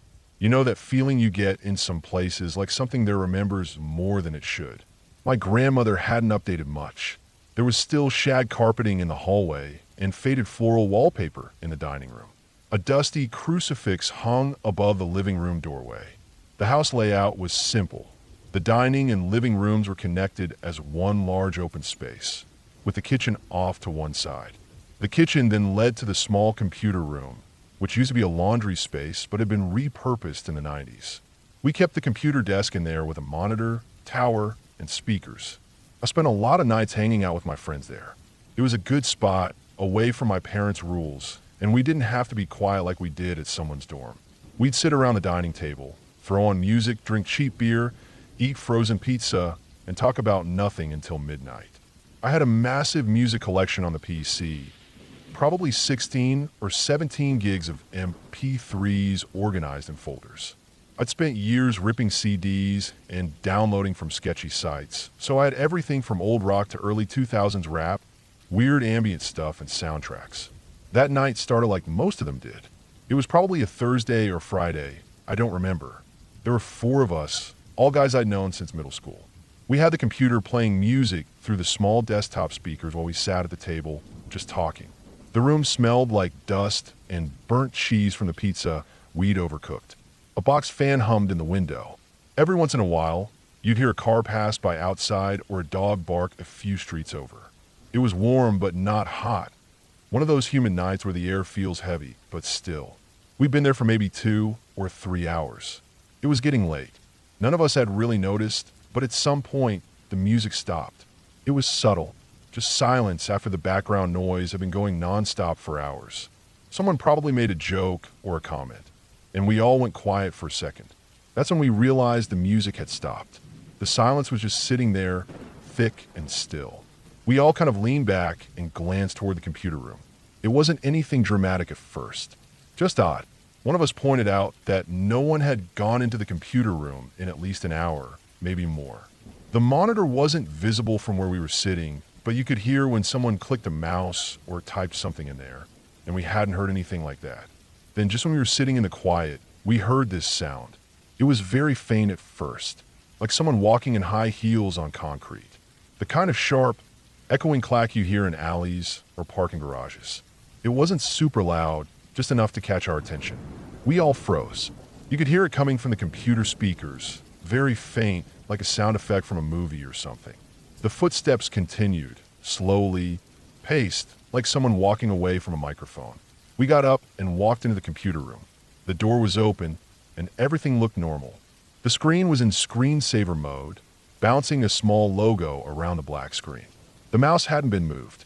No programs were open visibly, just iTunes paused. There were no web browsers open, no YouTube or VLC or anything else. The folder that usually held my downloaded music was untouched. The track listed on iTunes was one we'd been playing earlier, paused. But the sound kept playing. The footsteps grew louder, like someone was coming closer. Then, just as suddenly as they'd started, there was a scream. A woman's scream. It wasn't quiet or subtle. It was sharp and high-pitched and full of pain.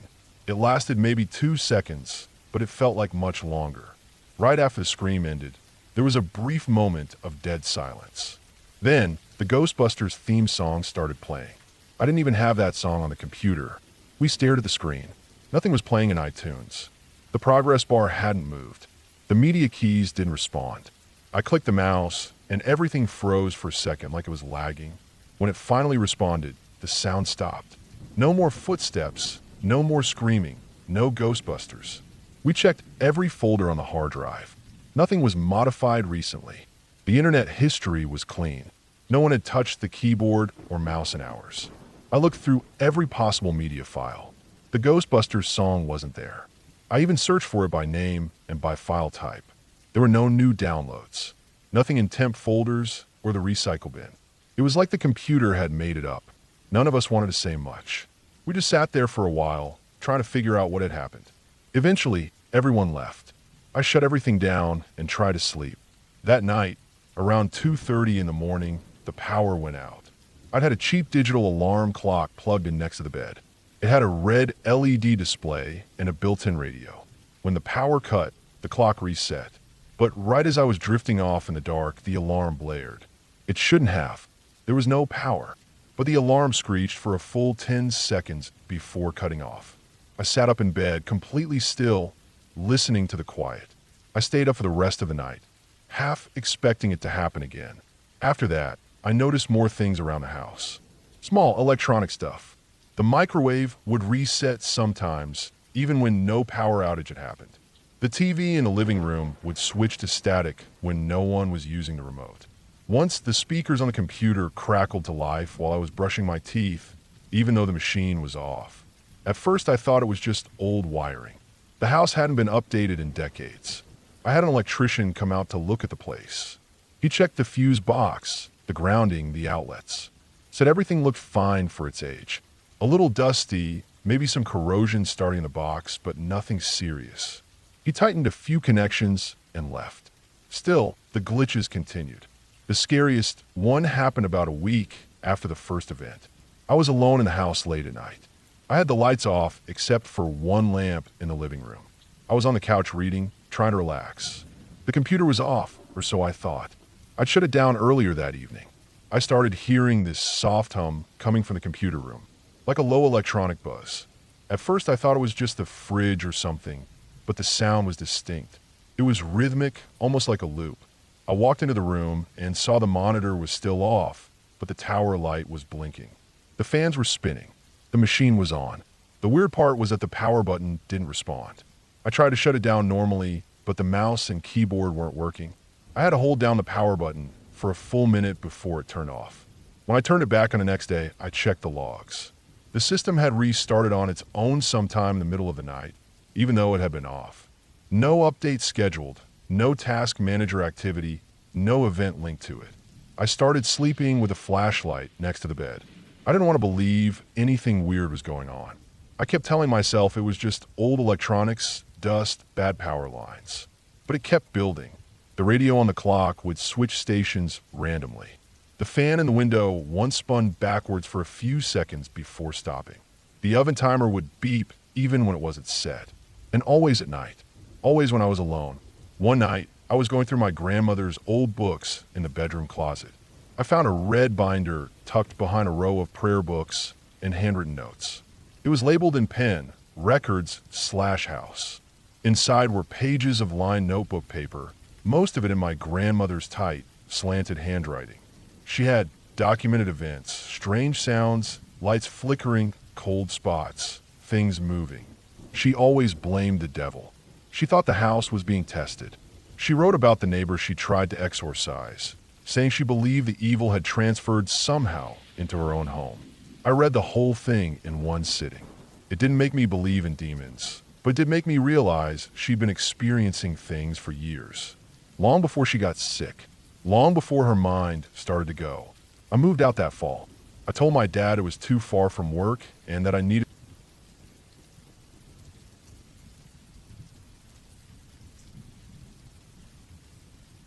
The first time I saw the house, I thought it was the kind of place you see in history books. Tall, wide, and made of worn brick that looked like it had stood through storms, war, and time itself. My bride's parents lived there, a fully restored early 1800s estate. The kind of place that you can't believe someone actually calls home. Thick black shutters on every window, a slate roof that looked heavy and solid, and a long porch with columns that made it feel more like a courthouse than a family home. But it was beautiful. The kind of beautiful that's also heavy in your chest. Like you've walked into someone else's story and you're just a visitor. When I first heard about the slave corridors inside the walls, I didn't really believe it. But they were real. Every wall seemed to have a hidden space behind it, narrow enough that I had to turn sideways to get through some parts, running in strange, forgotten paths from room to room. 2 staircases, tucked away, so you'd never find them unless someone pointed them out, ran up the sides of the house, one leading up to the master bedroom and the other to the kitchen. They were steep, narrow, and crooked with wear. They were also freezing cold, no matter what the thermostat said. And the animals, that's what really started to make me think something was off. My dog is a lab mix. He's smart, loyal, calm. He doesn't scare easily. But the moment I brought him into that house, he acted like something had crawled under his skin. Ears down, tail low, eyes darting. The first time I tried to take him out the back way, I reached for the hidden door next to the kitchen, and he planted his feet and tried to bolt. He yanked the leash so hard I almost dropped it. His legs scrambled on the hardwood like he was trying to run on ice, slipping and skidding and twisting his whole body just to get away from the staircase. It was more than fear. It was terror. I figured maybe he smelled something, maybe raccoons or rats. But he reacted the same way every time. At both hidden staircases and the basement door, he lost it completely. My in-laws had a cat too, and even she avoided those areas. She'd hiss at the basement door and take long, careful routes around the hidden doors. Still, I thought there had to be an explanation. I like facts. I don't buy into ghost stories or anything like that. If something happens, there's a reason for it, even if you don't know it yet. That's how I approach things. During the renovation, my in-laws found all kinds of oddities. Old coal scuttles, handmade nails, crumbling ledgers, antique tools. That house was like a museum. The strangest thing, though, were the kittens. When they first moved in, they kept finding their 2 young cats inside clay pots. Not just sitting in them, but locked inside, with the lids on. Always in the same spot, the pantry under the main staircase, which had a heavy latch and no way to open from the inside. At first, they thought it was a fluke. Then it kept happening, day after day. For almost a year, they'd leave for work, come home, and there the kittens would be, sealed up inside the pots, terrified but unharmed. My mother-in-law swore the door was locked each time. No signs of forced entry, no broken windows, nothing stolen. Just 2 scared cats sealed inside like someone had packed them away. Eventually it stopped, but they never figured out how it had happened. There were more normal explanations for some of the strange things. For example, the attic. They thought it was haunted for a while, but I set a live trap and caught 3 raccoons up there over a few weeks. That explained the noises and strange rustling at night. But not everything had an answer.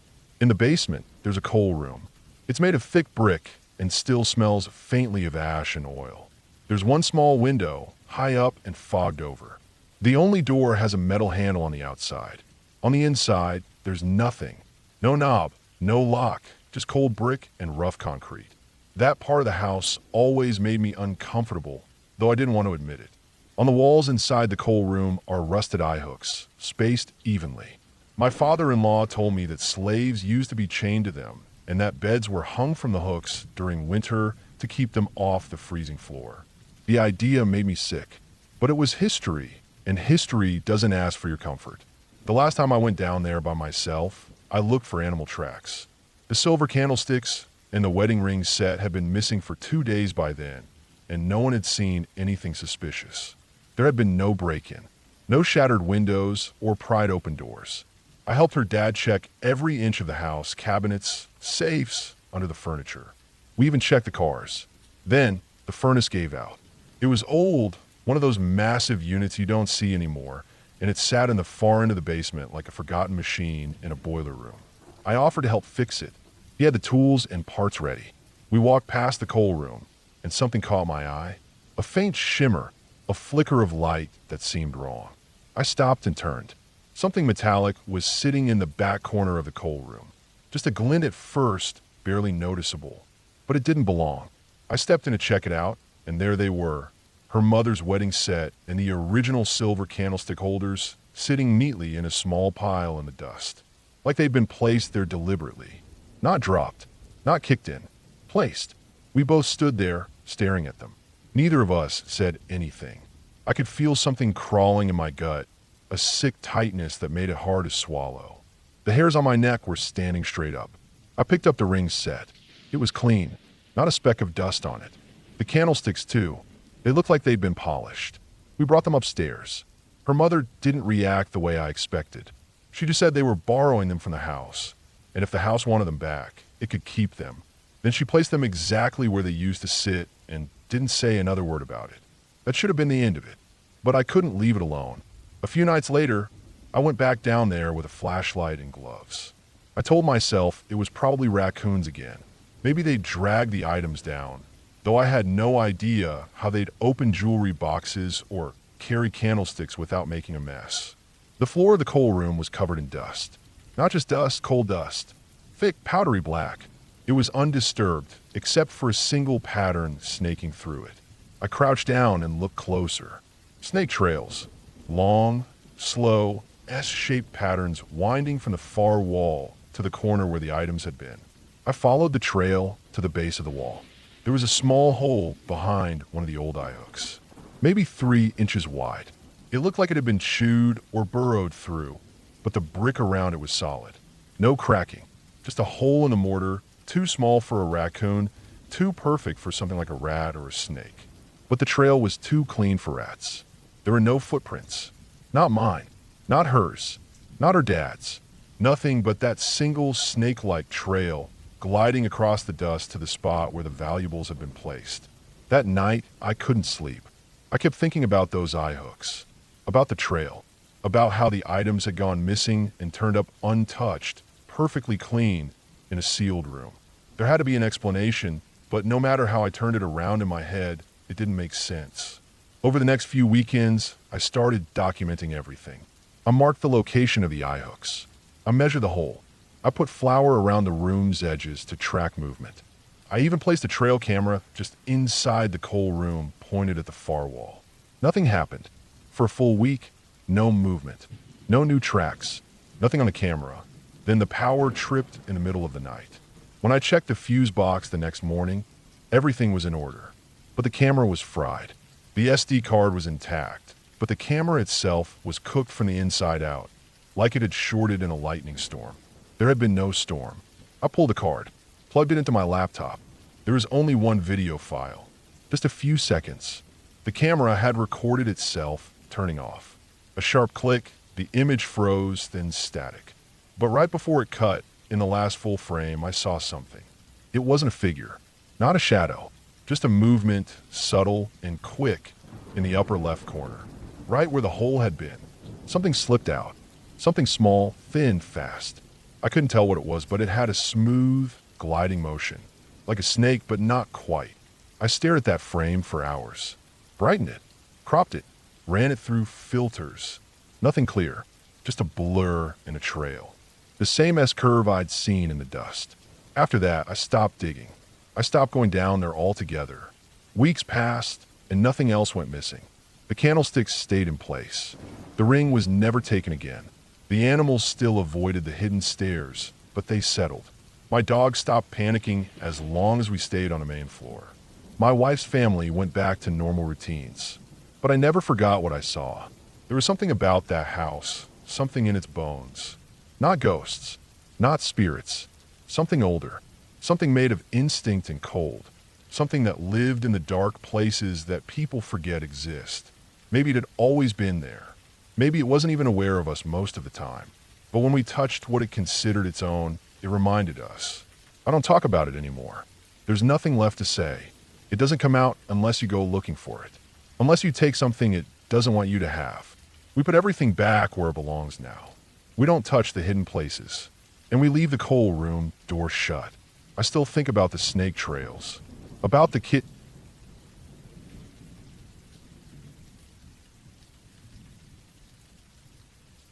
I didn't grow up believing in ghosts.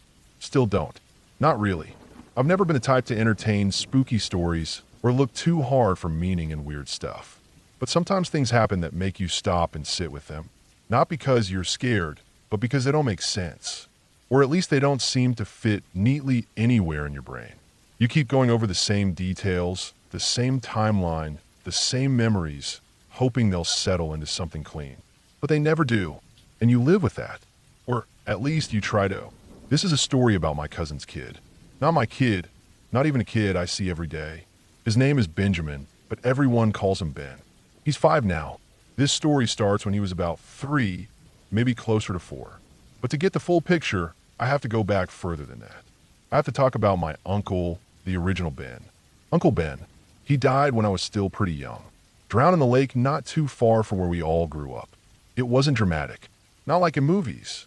No storm. No boat crash. No mysterious disappearance. Just a regular swim on a hot day that ended wrong. One minute he was there, the next he wasn't. It happens. That's what people said. It happens. And that's how it was filed away. Tragic, yeah. Painful, definitely. But explainable. Uncle Ben and I were close. Not like uncle and nephew, more like best friends. Our age difference wasn't much. He was a younger brother of my dad's brother, Uncle C. They were 10 years apart, so Ben was closer to me than anyone else in the family. We did all the usual stuff kids did. Played outside, made forts, road bikes, stayed up late watching movies. We had this thing where we'd bury dumb little treasures, plastic coins, broken toys, things we thought were priceless at the time. We buried them behind our great-grandmother's house, under this patch of sand that was always dry no matter the season. He used to say we'd dig them up when we were old and rich, like pirates reclaiming loot. We also used to carry these old Zippos we found in a drawer.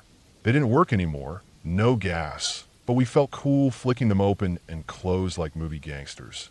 He even had a rusty switchblade, dull as a butter knife, but it made us feel tough. Uncle Ben died when he was 17. I was around 15. After that, I didn't talk about him much. Not because I forgot, but because nobody else did. People tend to freeze a person in time after they die. They become a picture instead of a person. Nobody wants to talk about who they were on the bad days or the awkward years.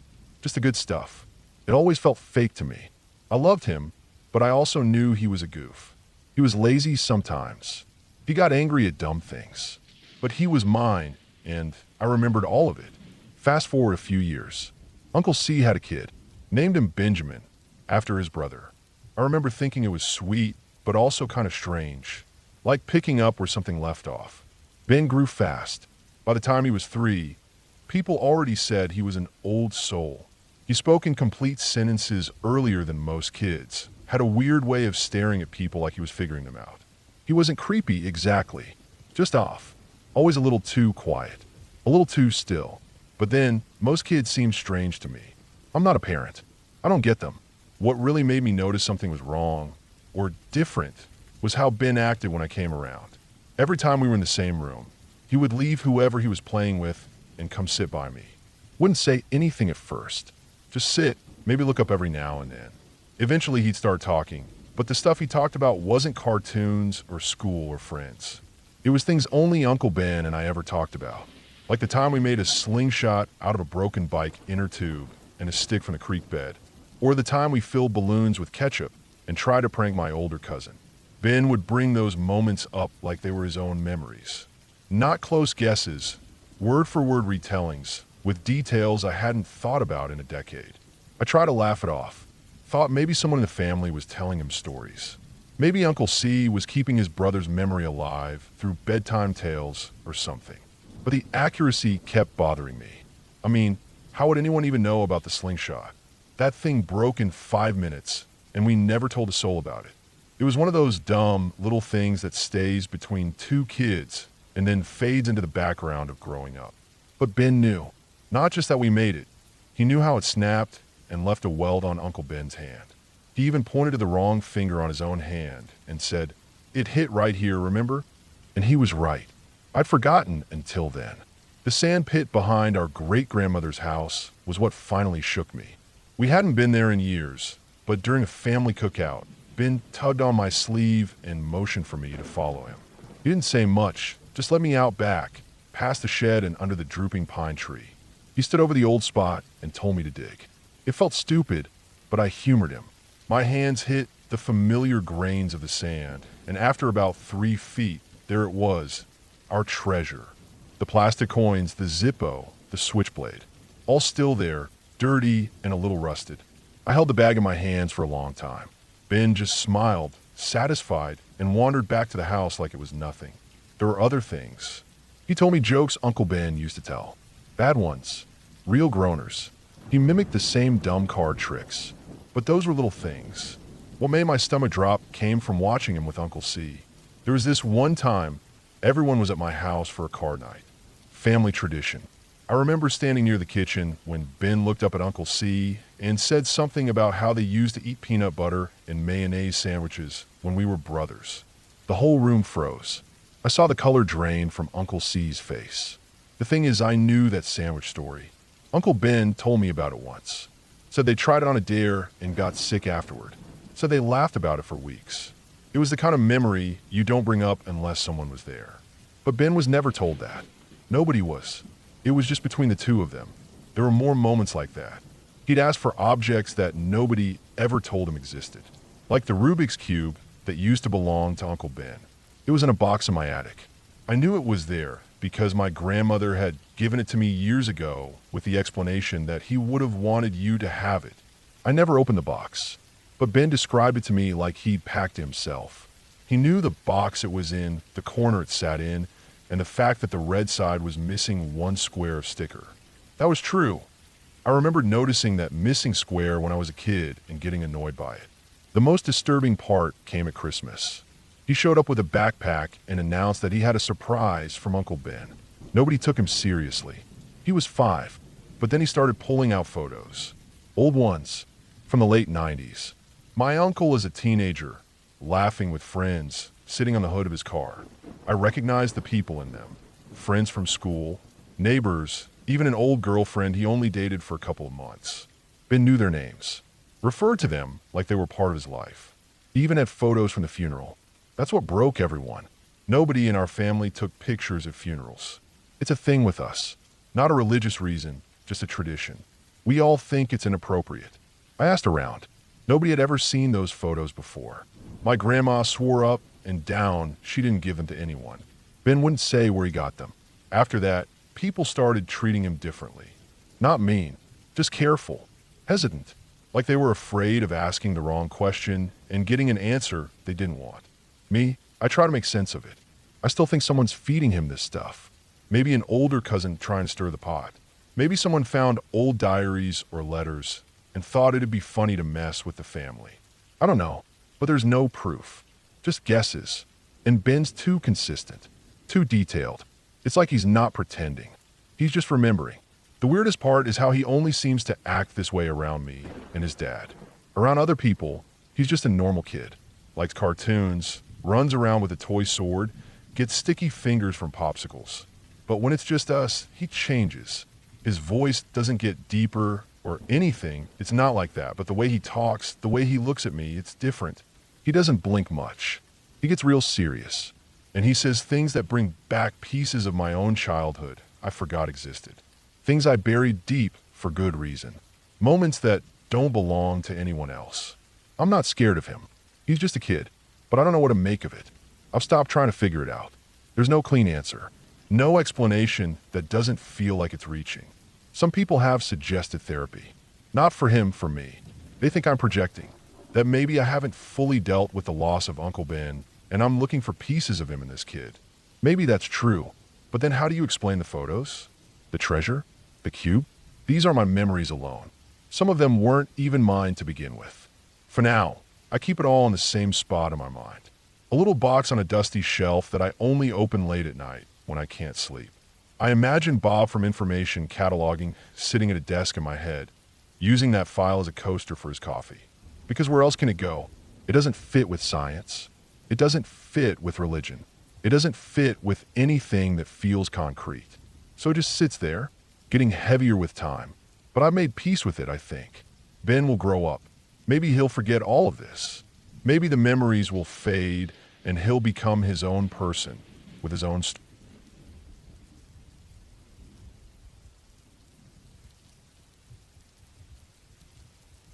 I lived in a hotel for 3.5 years. That's not something most people can say, and it's never the first detail I offer when I talk about that period in my life. But it's true. I stayed in a hotel in a small town in Norway, and I lived there for a long stretch, day after day, week after week, until the routine became so automatic that I stopped thinking of the place as a hotel at all. It was home, for better or worse. Not forever, but long enough to feel like it.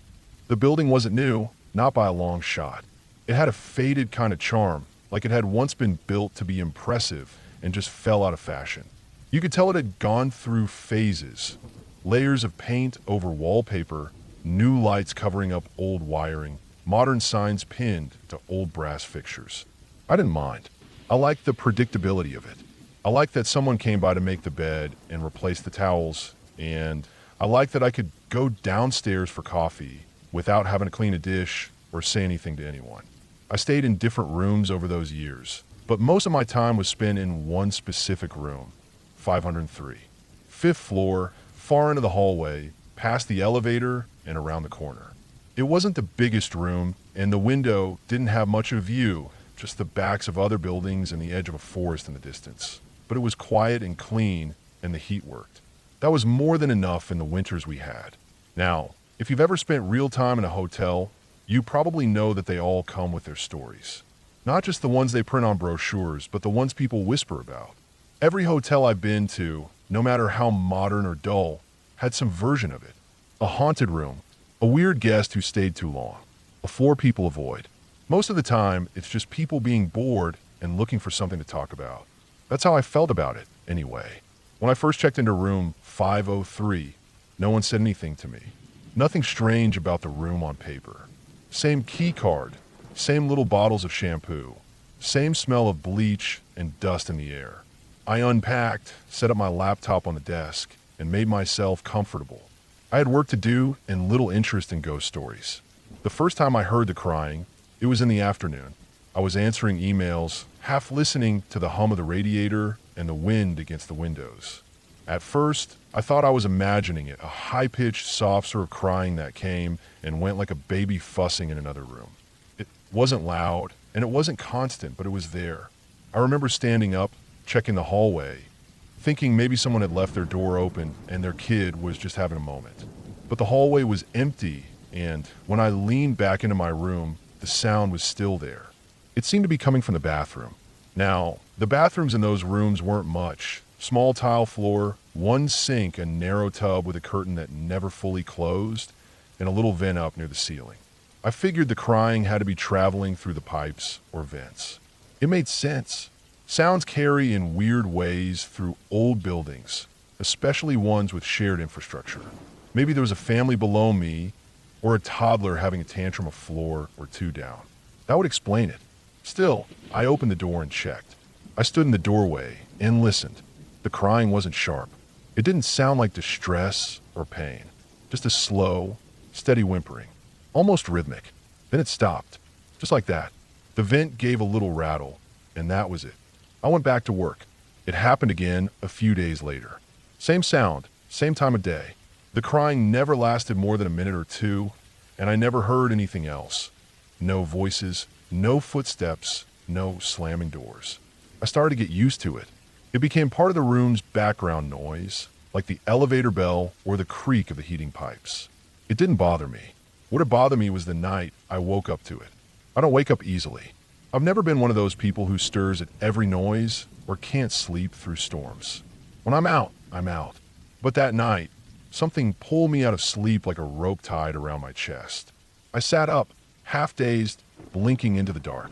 My eyes went to the clock on the nightstand. 3:41 a.m. And I heard it again. The same crying. Same pitch, same softness. But now it felt different. Sharper, somehow. I was in bed, and I didn't move right away. I just listened, heart beating faster, try to place the sound. It was clearer than before. Not muffled, not distant. Close. It was coming from the bathroom again. Only this time, there was no other room for the sound to be traveling from. The hotel wasn't full. I hadn't heard a single child in the hallways all week. That bathroom had one vent, and I'd already noticed it was sealed shut with dust and an old plastic screen. There were no shared air ducts, no pass-through pipes I could see. I sat there for a while, maybe 5 minutes. The crying didn't stop. I told myself the same thing again. Old buildings make noise. Plumbing can carry sounds in weird ways. Water moves through pipes with strange pressure. Vibrations echo off porcelain and tile. It had to be something like that. But the sound didn't match. It wasn't mechanical. It was human. Eventually I got up and turned on the light. I walked slowly to the bathroom door and stood there, bare feet on the carpet, listening. The crying was still going. I opened the door and stepped inside. The tile was cold, and the air smelled faintly of soap and something older, something musty. Like wet plaster. The crying seemed to stop the second my foot crossed the threshold. There was nothing in there. No leaks, no open windows, no strange shadows. I stood by the tub, looked under the sink, even tapped on the wall. Nothing. The silence felt worse than the crying somehow, like something had just gone still. The next day, I mentioned it at the front desk. I didn't think much of it. I just said something about hearing a kid crying and asked if maybe the room beneath mine had a family staying in it. The clerk, a younger woman I didn't recognize, looked at me longer than I expected. She didn't smile. She just said, carefully, that no children were staying in the hotel that night. Then she added that room 503 had a bit of a reputation, but didn't elaborate. She said something about the pipes not being shared, and that was it. I went back upstairs and sat in the chair by the window for a long time. From that point on, I couldn't ignore it anymore. The crying came more often. Always the same voice. Never panicked, never screaming. Just soft, steady sad. Sometimes in the afternoon, more often at night. Sometimes I'd be brushing my teeth, and it would start up just behind the mirror. Sometimes it would begin just as I turned out the lights to sleep. There were nights I stayed awake until sunrise, waiting to hear it, flinching at every creak and groan from the hallway. I didn't tell anyone else. I thought about changing rooms, but that felt dramatic. What would I say? There's crying in the walls. I had no proof, and I wasn't the kind of person who went looking for attention. Besides, I was already settled. The idea of packing up and moving all my things over some weird noise just felt like giving into a bad dream. But things got worse. Not louder, not more violent, just stranger. One night, I came back from a walk around the block and found the bathroom light on. I was sure I'd turned it off. Another night, the drain in the sink was completely clogged with black hair. I don't have black hair. I don't even have much hair at all anymore. The worst moment came one morning around 4 a.m. I hadn't been able to sleep. The crying had started and stopped 3 separate times, each one a little longer than the last. I finally got out of bed, paced around the room, sat down at the desk, and stared at the door to the bathroom like it was going to open. It didn't, but then the faucet started to drip, one drop at a time.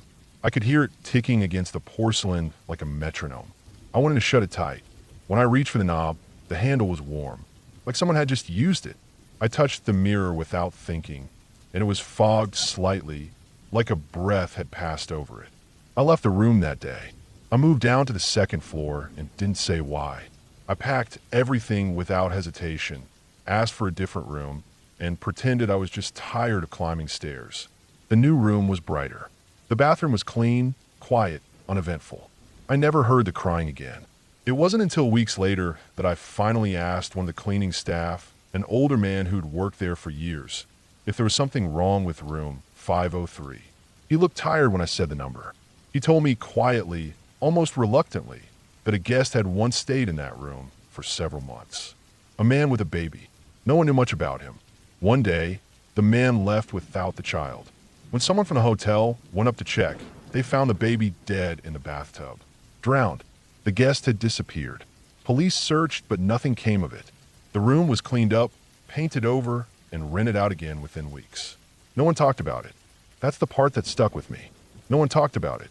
Not to me, not to the other guests, not in any kind of official way. Just another layer of paint, another silent story folded into the walls. I never stayed in room 503 again. I finished out my time at the hotel, and when I finally moved out, I didn't look back. I still think about that crying sometimes. Not because I believe in ghosts. I don't, but because buildings remember things. And sometimes they tell you, quietly, over time, when no one else is listening. Not everything that haunts a place.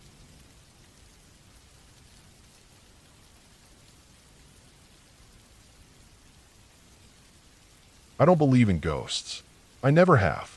I don't even believe in most of the supernatural stuff people like to talk about around campfires or pass around on the internet. I think a lot of it comes from people needing answers to things they don't understand, needing comfort, or wanting some kind of meaning. That said, I do believe in weird situations. I believe in moments that don't make any sense at all, things that don't feel right no matter how you try to line them up logically. I've lived through a few of those. The one that stuck with me the longest, the one that I can't file away in my brain properly, happened because of a kid named Benjamin. My little cousin. He's not my kid, but I've watched him grow up since he was born. His dad is my Uncle C, my mom's younger brother. Uncle C named Benjamin after his only brother, my Uncle Ben, who died before Benjamin was even born. For clarity's sake, I'll refer to the kid as Ben and the one who died as Uncle Ben. Uncle Ben drowned in a lake near our old family cabin. It was late summer, the water was cold from a weird drop in temperature that week, and the details are still vague even all these years later. Some people say he hit his head diving in. Some say it was just one of those things, a cramp, exhaustion, maybe just a fluke. Either way, he didn't make it out of that water. I was 19 at the time, and Ben was the closest thing I had to a brother. He and I had done everything together growing up. The age difference between us was only a few years. We played the same games, got in the same kinds of trouble, and spent endless summers just hanging out, wasting time in the woods behind our grandparents' house, or throwing things off the roof of the shed just to see how they'd break. After Uncle Ben died, something hollow settled into the family. It wasn't just grief. It was this weird silence. He was one of those people that made noise when he was around, not in a loud way, but he filled up a space. Without him, everything just felt a little off. Uncle C took it the hardest, I think. They were only 2 years apart and had shared a bedroom until Uncle Ben moved out. He didn't talk about his brother much after the funeral. I think it just hurt too much. Then Benjamin was born. I didn't think much about the name at first. Families recycle names all the time, especially ones with meaning. But things started to feel strange as soon as Ben started talking. He was a quiet kid at first, the type to sit back and watch the room. But as he got more comfortable around people, especially me, things started coming out of his mouth that didn't sit right. At first, it was small stuff.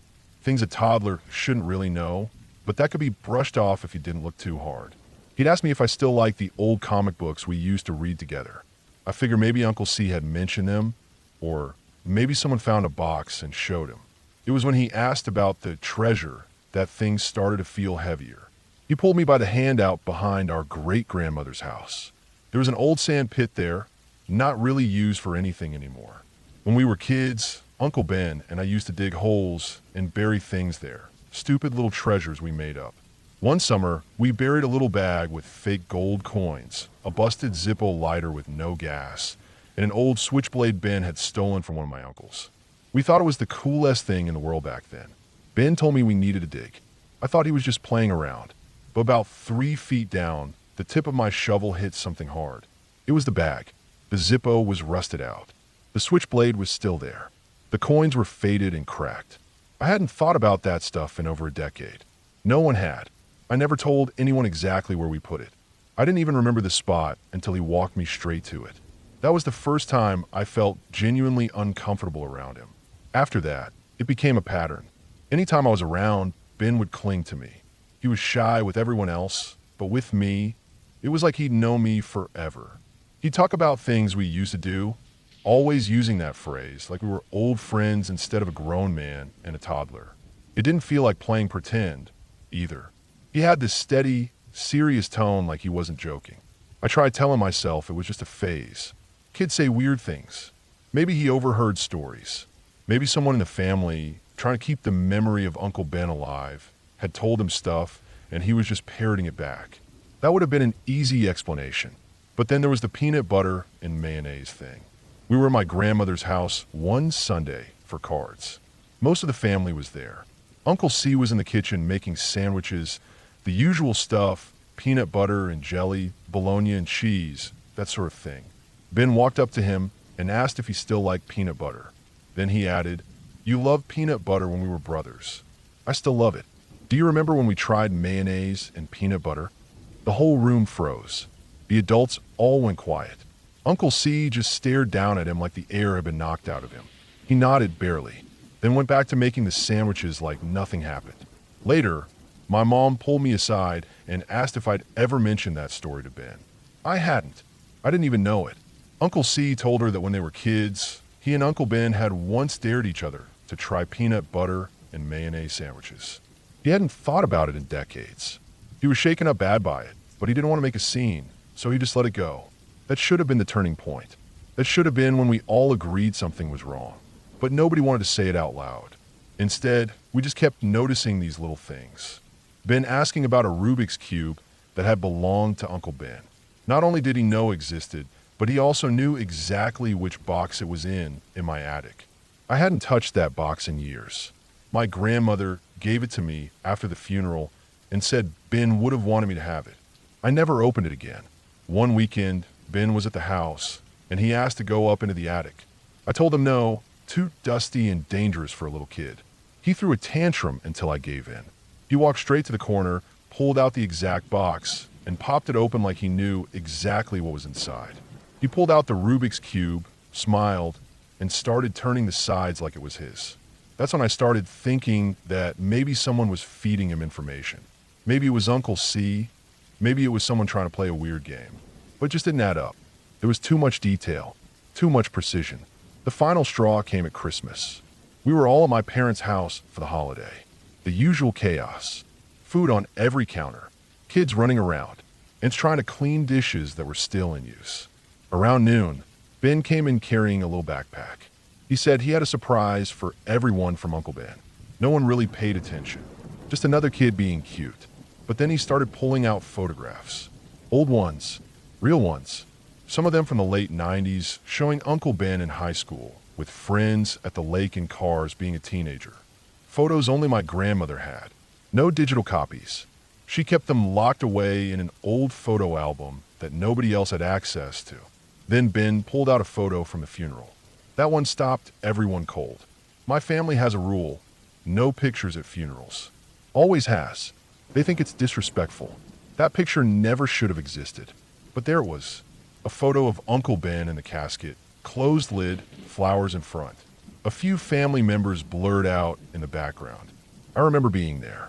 I remember what everyone was wearing. No one could figure out where he got it. My grandmother hadn't let anyone touch her photo albums in years. When we checked later, sure enough, hers was still there, untouched. The pictures Ben had weren't missing from it. They were different prints altogether. Not copies. Originals from another roll. I thought about the possibilities. Maybe someone was trying to mess with us. Maybe someone made fake prints. Maybe Uncle C had some pictures he never told anyone about. But even that didn't make sense. The pictures had details that matched the originals. Creases, tiny specks in the corner, slightly faded ink. These weren't new. When I asked Ben about them later, he just shrugged and said they were from Uncle Ben. No one had an answer. I've gone over it in my head 1,000 times since then, trying to break it down, trying to pull apart the logic. I don't believe in spirits or reincarnation or any of that. I still don't. But there's something about Ben, about the way he looks at me, about the way he always wants to sit next to me at family functions, about the way he seems to know things no one told him, that won't let me put the memory away properly. There was a day, not too long ago, when we were walking through my parents' yard. He pointed to an old patch of dirt and said that was where Uncle Ben broke his arm. I remembered that day. He'd fallen off the tire swing and landed wrong. It wasn't a big deal back then, just a memory. 1 in 1,000. No one else knew about it. It never came up in stories. It was just one of those quiet moments you forget until someone digs it up again. It's little things like that, over and over. Moments that don't feel big until you add them all together. I've asked around, quietly, try to see if anyone else has been feeding him information. Try to catch him in a lie. But he never slips, and he never talks about this stuff unless someone brings it up. It's like something buried deep that only comes to the surface when it wants to. I still don't know what's going on. Maybe someone is messing with all of us. Maybe it's some elaborate joke that's gone too far. Maybe Ben is just one of those kids who remembers things from books or stories better than anyone else. Maybe his mind fills in the gaps. But I can't shake the feeling that there's something else here. Not something supernatural. Just something off. Something out of place. Like a wrong puzzle piece jammed.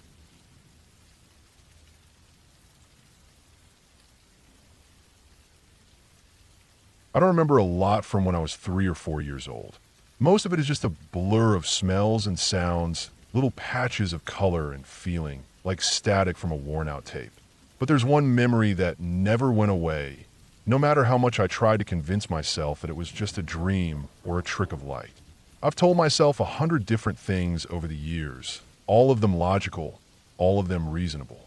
But still, even now, whenever I walk past a porcelain doll in an antique store or see one on someone's shelf, I feel that same tightness in my chest. It's like the air gets thinner, like the room gets just a little too quiet. And it all goes back to that bedroom, the one off the kitchen, and that one specific night. When I was little, maybe 3 or 4, we lived in a small house. It wasn't fancy or big, but it had a warmth to it. My mom was always cleaning or cooking or folding laundry, always moving, always making sure everything ran the way it should. The kitchen was the heart of that house. It was bright during the day, with yellow walls and a checkered floor. The kind of place where you could always hear something, pans clinking, water running, the low hum of the fridge. My room was right off of that kitchen, a small square space barely big enough for a toddler bed, a dresser, and a narrow closet with a pull string light inside. There was one small window that looked out into the backyard, mostly just overgrown grass and a chain link fence. That room felt safe most of the time. At night, I would fall asleep to the comforting sounds of my mom in the kitchen. The rustle of grocery bags, the thud of a cabinet closing, the squeak of the faucet turning on and off. I didn't know the word for those things yet. Not really, but I understood them as parts of a whole. I knew that if I could still hear her out there, everything was fine. I had a porcelain doll back then. It had been a gift from my aunt, a tall woman with sharp fingernails and a smell like powder and coffee. She brought the doll one day in a box with tissue paper. I remember the crinkling sound it made when she pulled the paper back. The doll had dark hair curl at the ends, glassy blue eyes that caught the light, and a tiny open mouth painted soft pink. She wore a little navy blue dress with lace trim and shiny black shoes that didn't look like they could ever get scuffed. The doll sat on a stand with a little metal prong that held her up at the waist, keeping her stiff and upright like she was always posing for a photo. My aunt said it was a collector's item. I didn't know what that meant, but I knew it wasn't meant to be played with. It was something to look at, to keep still. The doll sat on my dresser, to the left of my bedroom door. That meant every night when I was tucked into bed, the last thing I would see before I closed my eyes was that doll standing there in her stiff little pose. Most nights, I didn't think too much about it. I had other things in my room that caught my attention more. The soft hum of my night light, the feel of my blanket tucked under my chin, the sound of the refrigerator starting up in the kitchen. But there was this one night, and I remember it like it happened last week. I think it was late, probably past my bedtime. The house was quiet except for the muffled sounds of my mom still in the kitchen. I couldn't sleep. My little body was restless, and my brain kept humming in the way it does when you've had too much sugar or too much excitement that day. I was lying in bed with my eyes open, staring at the door. The hallway light was off, but there was just enough light coming in from the kitchen to let me see shapes and outlines in my room. That included the outline of the doll on the dresser. At first, I didn't notice anything different. It was just the usual shape, round head, poofy dress, thin legs stiff against the stand. I was used to it, but something was off. I couldn't explain it then, and I still can't fully now, but it was like I was being watched. Like something in the room had changed. The shadows were the same, the doll hadn't moved, but something was wrong. I remember blinking, and when I opened my eyes again, the doll's head wasn't in the same place. It was slight, barely noticeable, but the angle was off. Instead of facing straight ahead, the doll's head was tilted just a bit to the right. It wasn't drooping or falling over like it had come loose. It looked intentional, like it was looking toward my bed. I didn't understand what I was seeing. I was too young to form any real thoughts about it. My stomach turned cold, and I pulled my blanket up over my face. I peeked back out almost immediately. The doll was still there, head tilted. I kept staring at it.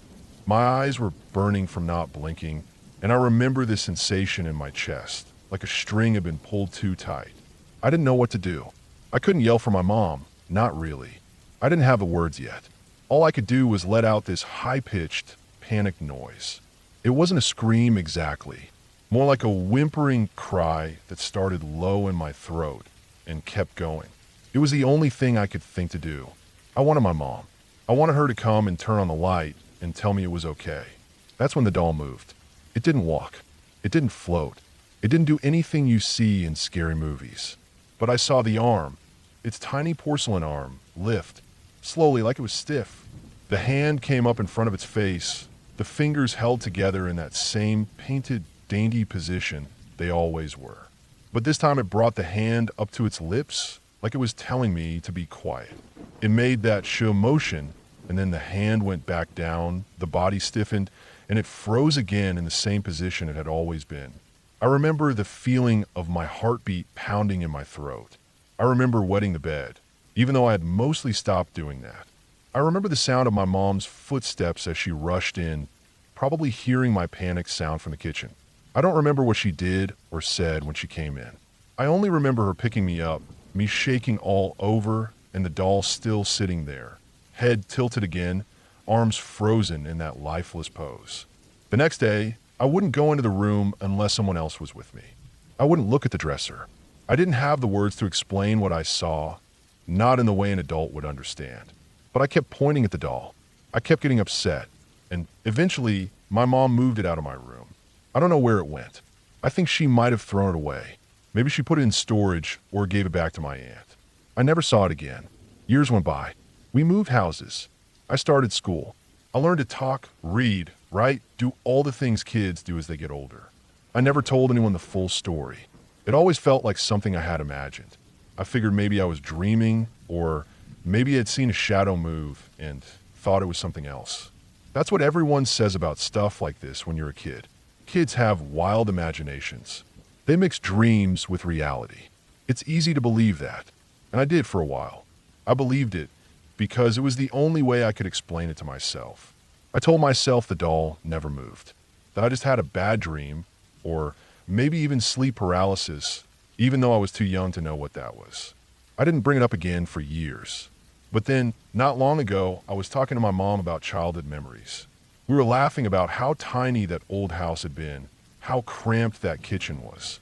I mentioned the bedroom and how I always used to fall asleep to her moving around in the kitchen. Then, almost without thinking, I said, "Remember that creepy porcelain doll? The one Aunt Clara gave me?" My mom looked at me funny. She asked if I meant the one she had to remove from my room. I said yeah. I asked her if she remembered why I wanted it gone. I half expected her to say she didn't, or that I had never said anything, that I was just scared of dolls like most kids are. But she remembered. She remembered me waking up that night, screaming and pointing at the dresser. She said I was too young to explain what was wrong, but that I was crying and shaking so badly she had to sleep in my room with me.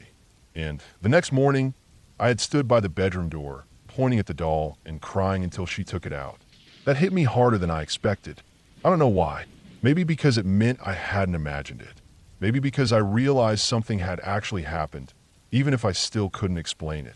I've thought about that moment a lot since then. The way the doll moved its hand, the way it tilted its head, and most of all, the way it went back into the same position like nothing had happened.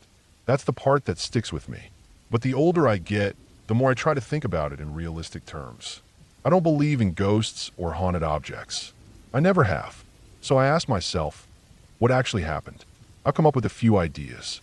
Maybe I was half asleep and dreamed the whole thing with my eyes open, blending my surroundings with dream logic. Maybe I was having a night terror, the kind where your brain makes things up even though your eyes are seeing something else. Maybe the light from the kitchen hit the doll just right and made it look like it moved. Maybe in my panic, imagined the hand going up. And maybe my brain, being so young, cemented that version of events as truth. I'll never know for sure. What I do know is that ever since that night, I've never liked dolls. Not plastic ones, not wooden ones, and definitely not porcelain ones. I don't like how still they are. I don't like the way their eyes reflect light. I don't like that frozen, perfect smile. And even though I'm an adult now, even though I know what's real and what isn't, I still feel uneasy when I see one. Not because I believe it will move, but because once one of them did, and it told me to be quiet. And even though I know that probably didn't happen, couldn't have happened, I also know that my mom had to take that doll out of my room the very next morning because I wouldn't let it stay. That's not something I imagined. That's not a dream.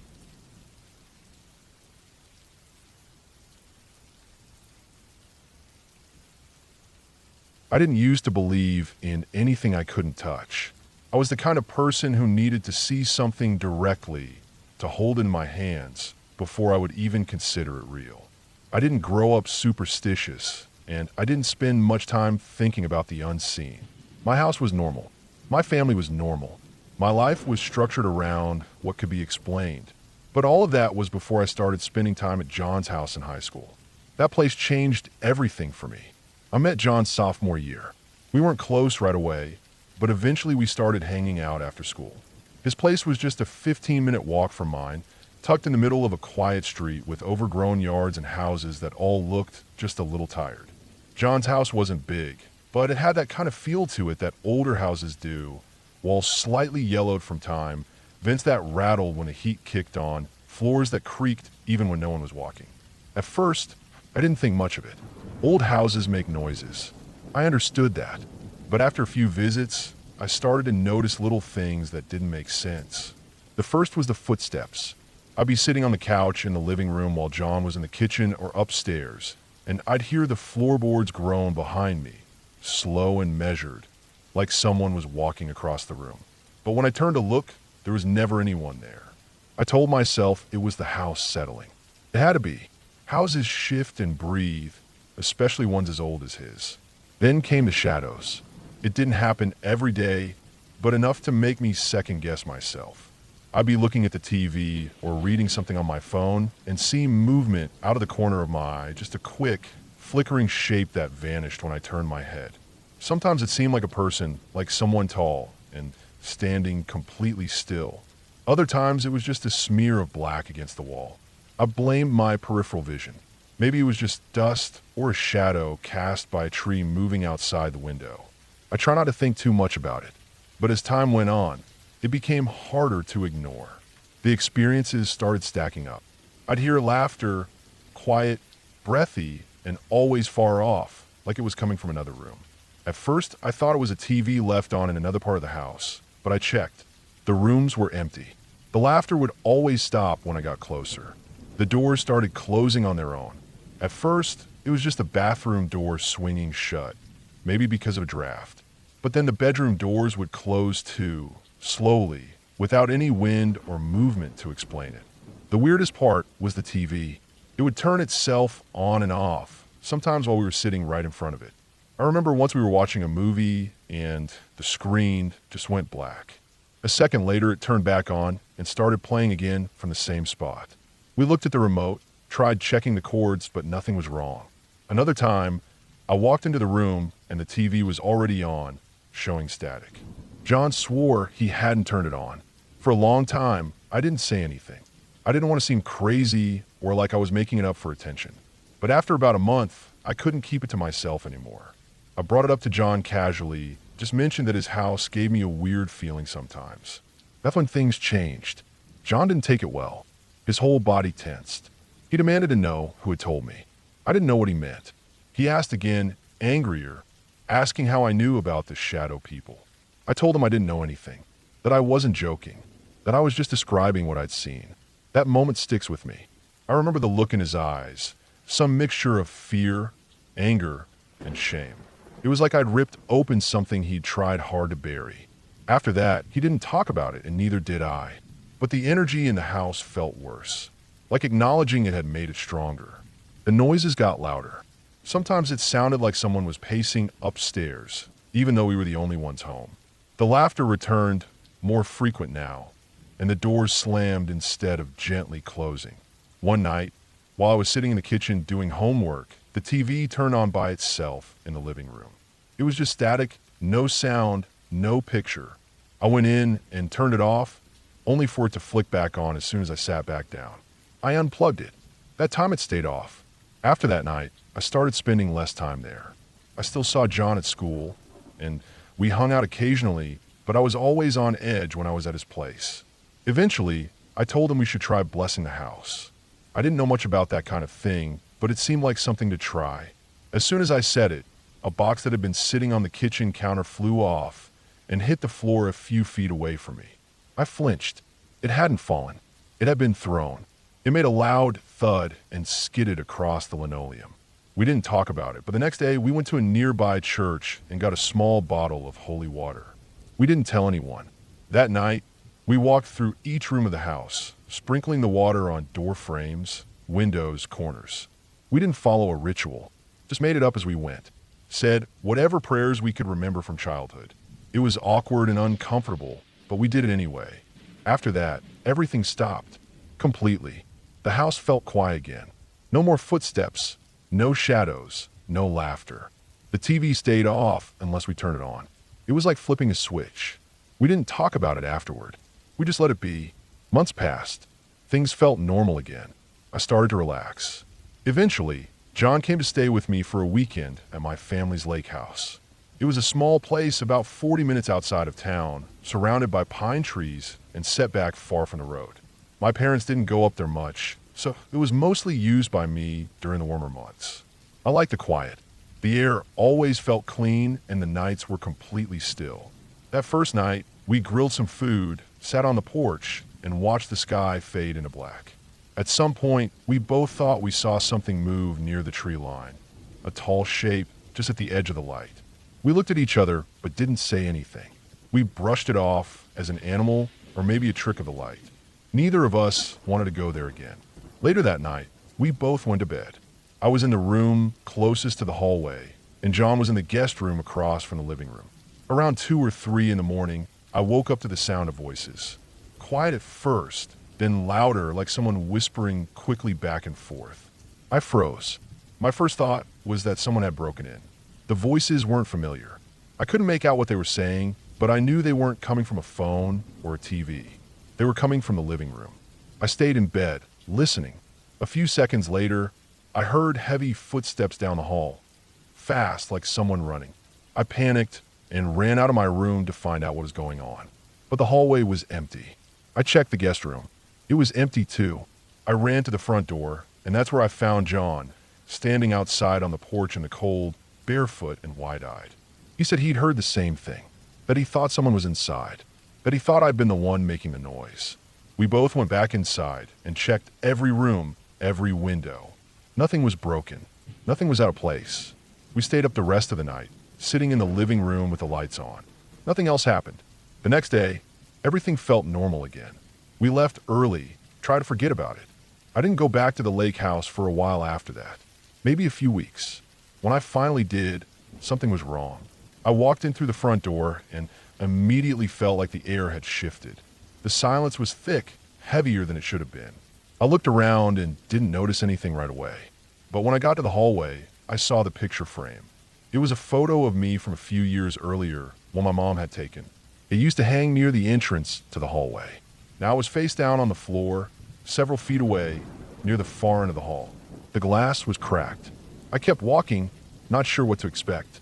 In the living room, the couch was perfectly clean. Nothing else out of place, except the pillows. Normally they were spread out, one at each end. Now they were stacked in a neat tower in the exact center of the couch, one on top of the other. Not leaning, not messy, balanced. I just stood there, staring at them. I don't know how long. I didn't feel fear right away. It was more like confusion, then unease, then anger. It wasn't just weird. It felt deliberate, like someone had been there and wanted me to know it. I checked every door and window. Nothing was broken. Nothing was unlocked. No signs of a break-in. That night, I locked every door, closed every curtain, and slept with a light on. Nothing else happened. The next morning, I packed up and left. I didn't go back for over a year.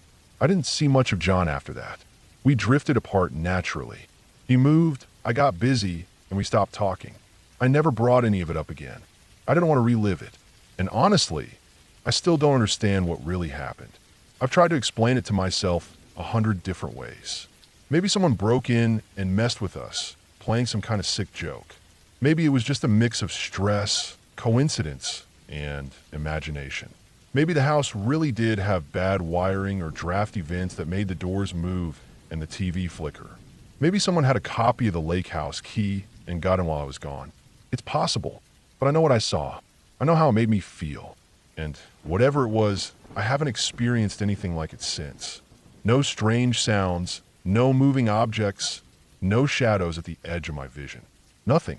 It's like all of it stayed with him, with that house. Or maybe it was just something in the way.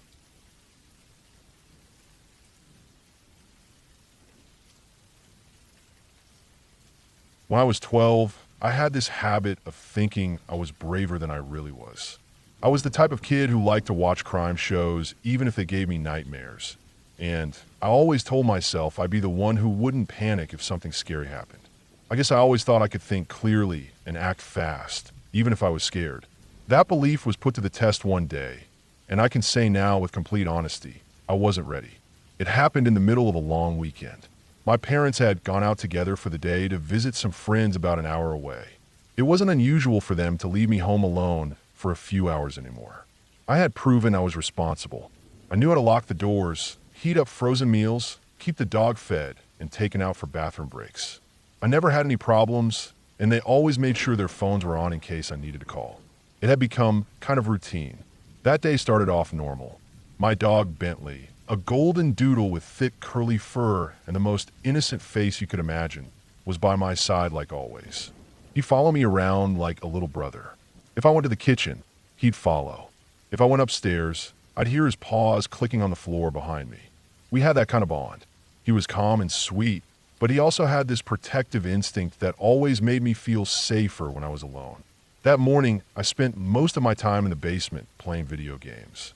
Our basement wasn't creepy or unfinished like a lot of basements. My parents had it fully furnished. Carpet, drywall, couches, shelves, a TV, and even a little game area with a dartboard and ping pong table. It was the perfect hangout spot, and I'd often take my gaming stuff down there because it felt like my own little world.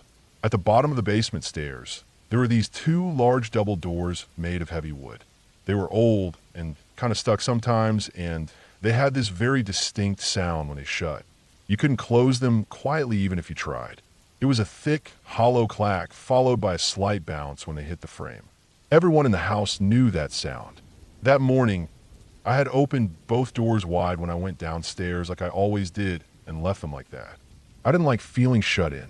Bentley curled up next to the couch while I played. I lost track of time for a while, just going through level after level, not really paying attention to anything else. At some point I got hungry, so I saved my game and went upstairs to grab some food. I made something simple, frozen pizza, I think, and then went to the living room to watch TV while I ate. Bentley followed me, tail wagging, and curled up again on the floor next to the couch. About 20 minutes into the show, I heard it. The sound of the double doors slamming shut. That exact sound I knew so well. That thick, echoing clack, followed by the bouncing wooden thud as they settled into place. I froze. I didn't move at all for the first few seconds.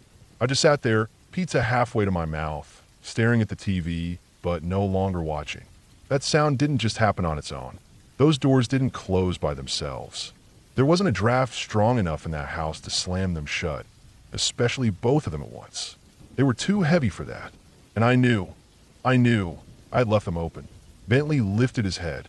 His ears perked up, and he looked straight toward the stairs leading to the basement.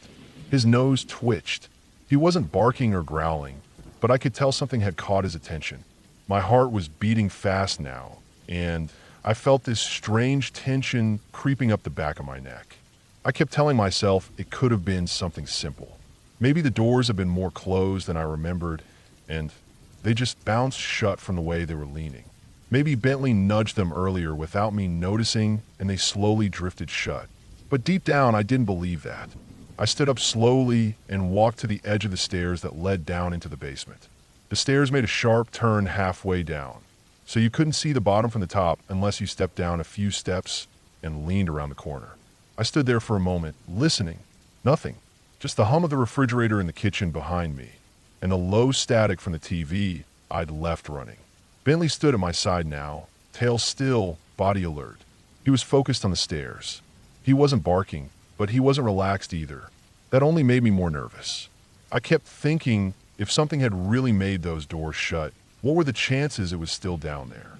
I didn't want to go down, but curiosity and fear don't mix well. Fear makes your heart pound, but curiosity keeps pulling you forward, even when every instinct says stop. That's what happened to me. I didn't want to ignore it. I wanted to know. I went to the closet in the hallway and grabbed my airsoft gun. It was just a spring-loaded one, not automatic, but it looked real enough, and I figured if someone saw it, they might back off. I knew it was stupid, but it was all I had. Bentley followed me as I crept back to the top of the stairs. I held the airsoft gun tight in both hands and started slowly stepping down, careful not to make any noise. The staircase creaked a little, but I moved as quietly as I could. Each step made my legs feel heavier. When I got to the bend in the stairs, I stopped and leaned forward just enough to peek around the corner. The double doors were shut. No doubt. Completely shut. Perfectly lined up and closed tight. That confirmed it. Something had definitely slammed them shut. My hand was shaking a little now, and I felt the sweat starting to build on my palms. But still, I kept going. I reached the bottom step, gun in hand, Bentley right next to me. I waited a second, took a breath, and then kicked the doors open hard. They flew inward, banging against the walls behind them. Bentley rushed in, ears forward, nose twitching fast as he ran around the room, sniffing everything. He made a full circle around the room, checking under the couch, behind the shelves, even over by the dartboard and ping pong table. He wasn't barking or growling. He was just sniffing fast, tail low, movements alert, but not panicked. After maybe 30 seconds of watching him, I started to calm down. There wasn't any sign of movement, no noise, no figure jumping out at me. The room seemed empty. Still holding the gun, I slowly walked into the basement behind Bentley. I checked each area he'd sniffed. The couch, the closets, even behind the heavy curtains by the far wall. Then I looked toward the back corner of the basement. We had this big window back there, one of those wide rectangular ones that sits at ground level from the outside. It wasn't huge, but it was big enough that someone could technically fit through if they tried. Next to the window was this metal ladder built into a kind of window well, a deep concrete basin that leads from the basement window up to the grass above. There was a metal grate over it outside to keep animals from falling in. But when I looked closely, I noticed something was wrong. The window was open, wide open. I froze again. The screen had been popped out and was leaning crooked against the wall. The window itself had been lifted all the way up, and there were a few small smears of dirt on the inside ledge. My stomach dropped. It didn't make sense at first. That window was always locked. I'd seen my dad check it before. It wasn't the kind of thing you could just push open from the outside. I stepped closer, slowly, and looked at the ladder outside. The metal grate had been moved. It was shifted slightly off to the side, just enough that someone could slip through and use the ladder. That's when it all came together. Someone had come in through the window. Someone had been in the basement. And whoever it was had either left before I came down or they were hiding when I opened those double doors and cleared the room with Bentley. I called my mom right away. I didn't care if I sounded scared or dumb. I told her everything, every detail. She told me to lock myself in the bathroom and wait. She hung up and called the police. I sat in that bathroom for what felt like forever. Bentley was with me, sitting pressed against my side. I had the airsoft gun on my lap and my phone in my hand, and every sound made me jump. The police showed up in about 10 minutes, but those minutes felt like hours. I heard the front door open and someone call out, but I didn't answer until I was sure they were actually cops. I stepped out slowly, still clutching the fake gun, and they told me to stay upstairs while they searched the basement and the rest of the house. They didn't find anyone. Whoever it was had already left. They probably climbed out that same window and took off as soon as they heard the front door open, or maybe even before I kicked the double doors open. The police told my mom they couldn't be sure, but the open window and the moved grate definitely suggested someone had been there. They didn't take anything, nothing valuable at least, but that didn't make it better. It almost made it worse. After that, my parents had security cameras installed around the house. They put extra locks on the windows, especially the basement one. My dad even bought motion sensor lights for the backyard and side yard. I didn't go down to the basement alone for a long time after that. Even when the cameras were up and the locks were in place, I just couldn't feel comfortable down there. I started double-checking every door and window before bed. I kept my bedroom door shut and locked at night. Bentley started sleeping right next to my bed every night without me even calling him. I think he could tell I needed it. What stuck with me most wasn't just the fact that someone had been inside our house. It was the moment when I kicked those doors open, thinking I was in control, and realizing later that someone might have been hiding just out of sight, maybe behind the couch or crouched near the window, listening to me walk in. I don't know what they wanted.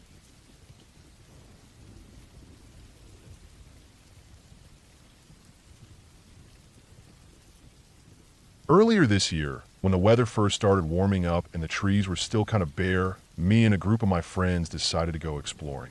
We live in a neighborhood that backs up into some deep woods. Nothing marked, just endless trees, small creeks, and hills. I'd always heard from older kids that there were weird things deep in there. I never really believed it, but I never went far enough to find out either. I'm kind of coward, honestly. I never liked going too far off trails or into places I couldn't explain. But that day, I let myself get dragged along. There were 5 of us, and when everyone else wants to go, it's easier to just follow than to try to talk your way out of it. We packed some water, some snacks, and took off into the woods around 11 in the morning. The sun was high, and I remember how it filtered down through the trees, lighting everything in this pale, gold kind of way. The further we went, the more the woods swallowed up the sound of the neighborhood.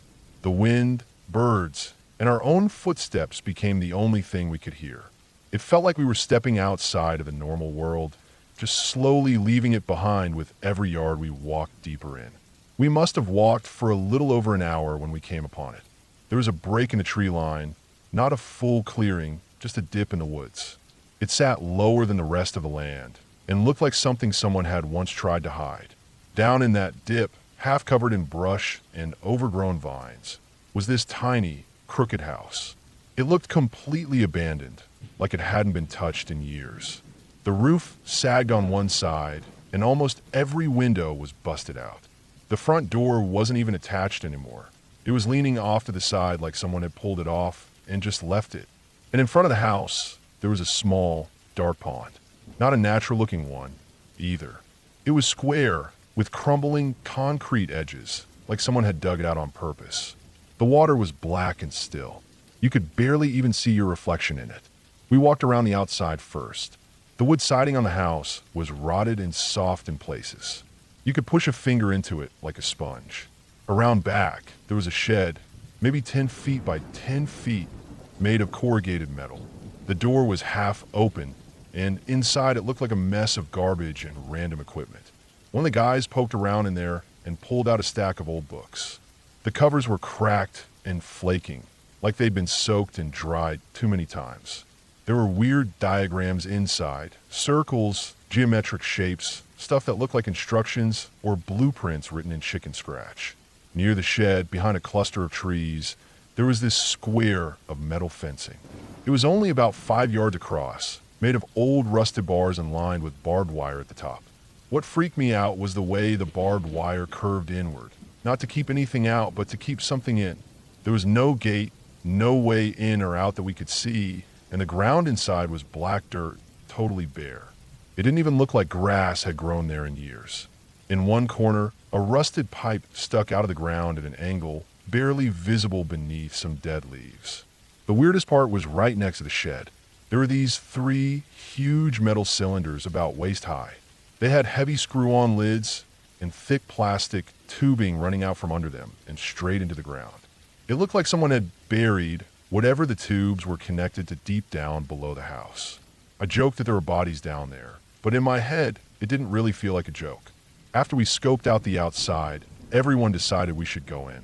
Like I said, the front door was completely gone, so we didn't need to break anything. The frame was rotted and splintered. Inside, the air felt cold and damp like a cellar. Even though it was spring and warm outside, it felt like we'd stepped into a fridge. The front room had broken furniture, shattered glass, and a floor coated in thick dust. The walls were water-stained, and the ceiling sagged in the corners. There wasn't much else. It just looked like a house someone had walked away from a long time ago and never looked back. We moved through the first floor slowly. There was a small kitchen in the back that looked like it had been ransacked, cabinets open, dishes broken on the floor. A hallway ran down one side to a tiny bathroom and what looked like a bedroom. But there wasn't anything really unusual, just the kind of creepy you'd expect from an old house forgotten in the woods. But then we found the stairs. They were narrow and steep with no railing. The wood creaked with every step. You could see up into the second floor from the bottom. Just a dark hallway and part of a room lit by broken windows. I didn't want to go. I told myself I was just being paranoid, but my hands were already clammy. I hung back, trailing behind the others, taking each step slowly while the first friend went up ahead of us. He got to the top, and that's when it happened. This gust of wind hit all of us at the same time. It wasn't just a draft from a broken window. It was cold and sharp, like standing in front of a freezer. It had pressure behind it. I felt it hit my chest and arms. My eyes watered. Right as that wind hit, the guy at the top of the stairs turned around and ran past us, brushing our shoulders on the way down. He didn't say anything, just booked it out of there. Full sprint. We all followed without thinking. We got outside, all kind of laughing and yelling, trying to figure out what the hell just happened. But he wasn't laughing. He was shaking. His face was pale and sweaty, and he just stared down at the ground. Eventually he muttered that he saw clear people. That's all he said. No one knew what that meant. Everyone started making fun of him. Everyone but me. I didn't say a word. I couldn't. My stomach was knotted, and my skin felt like it was crawling. 2 of the guys stayed outside with him, while the rest of us decided to go back up. I don't know why I went. I didn't want to, but it was like I needed to see what had scared him that bad. I thought if I didn't go, I'd never stop thinking about it. We climbed the stairs again, slower this time. At the top, the hallway stretched in 2 directions. There was a small bedroom on the left and another on the right. The walls had peeling floral wallpaper, and the ceiling was bowed in the center. At first, nothing looked out of place. But when I stepped into the right-hand room, I froze. There were squirrels, dozens of them, skinned.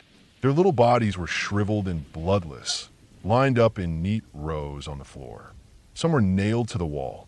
The smell hit me next, metallic like rust and rot. It filled my nose and mouth. I nearly threw up right there. There were symbols drawn on the walls and the floor. Red and black paint in swirls and stars and jagged shapes. Pentagrams, but not the kind from cartoons or movies. These looked precise, measured, ritualistic. There were candles melted into the floor, wax pooled and hardened like someone had spent hours sitting there.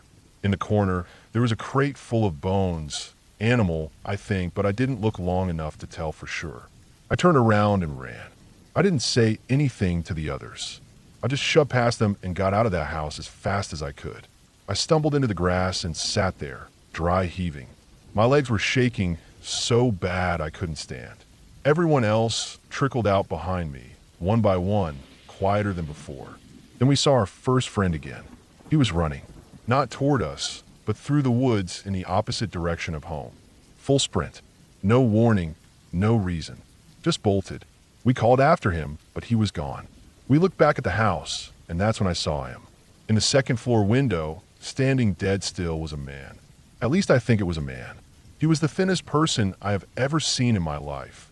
Gaunt and sharp, with hollow eyes and skin that looked like it was stretched too tight over bone. He didn't move. He just watched us. We left. We didn't speak. We just got out of those woods and didn't stop until we hit the edge of the neighborhood. I told my parents. So did the others. None of the adults believed us. They thought we were just making things up, trying to scare each other. I stopped talking about it after that. We've gone back a couple times since, but never as far. We stay near the outer edge now. Sometimes we look down that dip through the trees, but none of us go back inside the house. It still sits there, slowly rotting, and the pond in front of it is still black and still. The shed is still full of books and tubing and whatever the hell else was in there. The weird fenced square is still there too, barbed wire rusted and curling, keeping something in. I have nightmares. Not every night, but enough that it's become normal. I see the room full of squirrels. I feel that cold wind again. I see that man in the window. I dream of the tubes and what might be under the ground. And maybe that's the part that bothers me the most, the not knowing. The feeling that there's still something there, buried in the woods just a couple miles from where I sleep. Not ghosts or monsters or any of that fairy tale crap. Just something real, something human, something broken. And I think about the layout again, the way the house was built, the way the shed was filled with books and equipment, the way those tubes were buried so carefully, like someone was trying to keep something preserved, hidden, managed. I think about the fence that wasn't meant to keep people out, but something else in.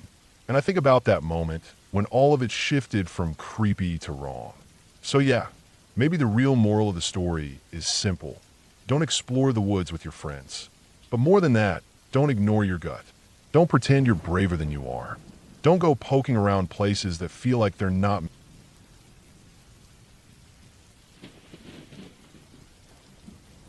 I started volunteering at my local community police station 3 years ago. The station is small and tucked away in a quiet residential area. A brick building with frosted glass windows and a plain blue sign out front. It isn't a full precinct, more of a satellite post designed to make police presence more visible in suburban neighborhoods. We don't have holding cells or secure storage, and the officers assigned here don't even have a cruiser. They usually bike around or wait for dispatch from one of the main stations if anything serious happens. Most of the time, it's paperwork, neighbor disputes, small claims, or follow-up work from larger cases handled elsewhere. I took the volunteer job to stay busy after leaving a warehouse job that had burned me out. I wanted something quiet, something with a routine. At the community station, I got exactly that. My shifts were usually the same. Every Tuesday and Friday from 3 p.m. to 7 p.m. I sat behind a front desk, processed minor theft reports, lost and found filings, and wrote up damage claims from parking lot fender benders. Once or twice a week, someone would come in with a found item, and I would log it, look through it, and file a report. The officers would take over if anything unusual came up, but mostly it was just me, the paper forms, and the low hum of the ceiling fan. It was a Friday in midsummer when it happened. I remember the exact feeling of that afternoon. Quiet, slow, hot. We kept the blinds drawn to keep the sun from overheating the room, but the place was still warm. The fan did what it could, but the air felt thick and heavy. I was working my usual 3 to 7 shift, and by 4:15, I hadn't seen a single person come in. That was when the older man walked through the door. He was tall and thin, with a trimmed white beard and small wire-frame glasses. He wore a short-sleeve button-up shirt tucked neatly into beige slacks. He carried himself with a kind of polite stillness, like he was trying not to take up too much space. In his left hand, he held a black leather handbag. It looked worn but not dirty, more aged than used. He told us, very plainly, that he'd found it in the gravel lot behind a strip mall 2 blocks away, near the bus shelter. I took down his information, name, phone number, and the location where he said he'd found the bag. He didn't linger. As soon as I thanked him, he nodded and left without a word. I carried the bag to the back desk, where I had a clean space to inspect items. Normally, We'd look for any identifying documents, bank cards, receipts, anything to give us an idea of ownership. I assumed it would be a wallet, maybe some makeup or a phone. But when I opened the zipper, I found something different. The bag was filled, and I mean filled, with small slips of paper. Hundreds of them. Each one was about the size of a business card.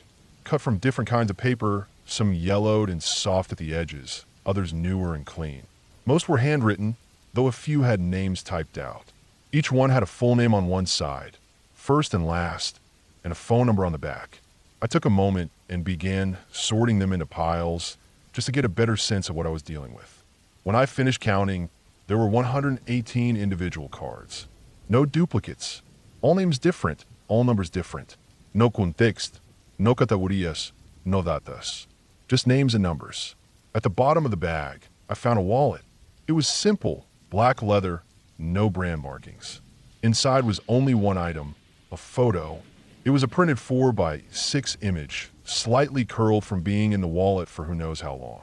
The photo showed 3 people, 2 girls and 1 adult woman. The background looked like a backyard or park with trees and a plastic picnic table. The woman looked to be in her early 30s, light brown hair tied back, wearing jeans and a loose t-shirt. One of the girls looked around 4, and the other maybe 8. Both had long blonde hair and were wearing summer clothes, tank tops and shorts. All 3 were smiling, but the picture wasn't particularly posed. It looked like it had been taken quickly, maybe during a casual moment. On the back of the photo were 3 names, written in blue ink. The adult was labeled Caitlin. The youngest child was labeled Sarah. The name for the older girl wasn't a proper name.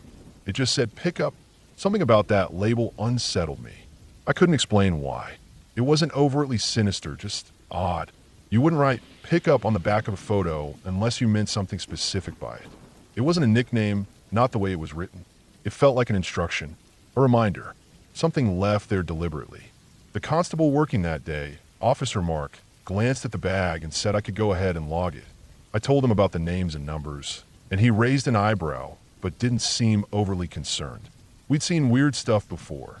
Shoeboxes of old receipts, shopping bags filled with broken watches, even a tackle box once full of antique false teeth. So I started entering the information, but the names and numbers in the bag stuck in my head. It was slow that day, and after I logged the bag into our found property system, I decided to try something. I picked up the first card, found a quiet spot at the back desk, and called the number. The man who answered was polite, middle-aged, and confirmed the name written on the card was his. I told him that I was calling from the community station about a found item. I didn't go into details, just wanted to know if he had lost anything recently. He said no and hung up. I tried the next one. Same thing. Name matched the number, but no lost item and no knowledge of any handbag. By the time I reached the 5th card, I changed my approach slightly. I started asking, after confirming they hadn't lost anything, if they knew anyone named Caitlin or Sarah. Nobody did. As the hour passed, I kept dialing. Most people were receptive. A few hung up right away. Some were confused but polite. Of the 118 numbers, about 40 were no longer in service. That left me with 78 numbers. Roughly 30 of those went to voicemail or rang out. I left short messages on a few. In the end, I spoke to just under 50 people. Not a single one recognized the names in the photo. It was strange, really strange. Not just because nobody knew the women in the picture, but because none of them seemed connected to one another either. They came from different cities, different backgrounds. Some had landlines. Others had cell phones with area codes from across the province. There was no consistent pattern in age, occupation, or location.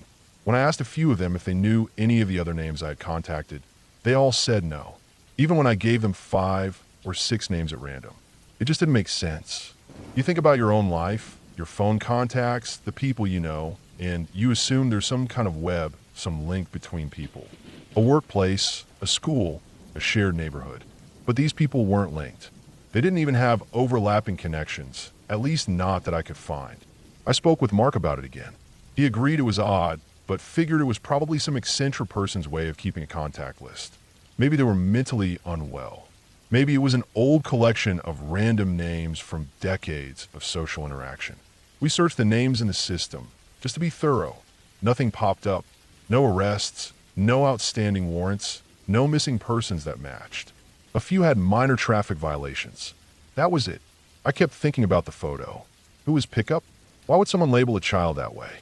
We scanned the photo into our system, ran a facial recognition check, but nothing came back. We reached out to a few of the major stations to check their databases. Still nothing. No missing persons matched. No reported custody disputes. Nothing. It became a kind of side project for a few weeks.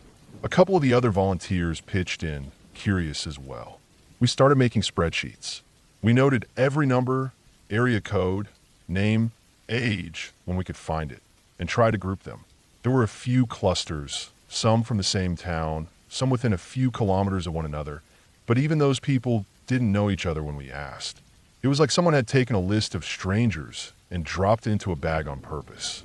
A month later, with no leads, we closed the file. The bag sat on the back shelf for another week before it was thrown out. The wallet and photo were stored in a small evidence envelope, but since they weren't attached to any active case, it was eventually discarded too. I never stopped thinking about it. Even now, nearly a year later, I still wonder.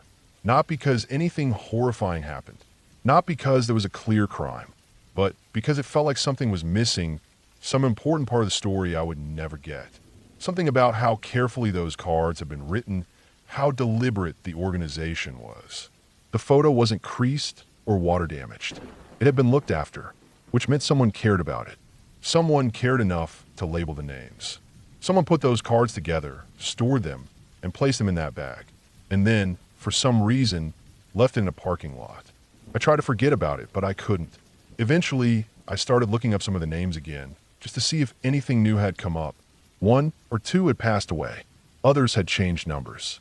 But I never found a single person who knew Caitlin or Sarah, or who could tell me why a third girl would be labeled like a parcel. It never became a case. There was no crime to report.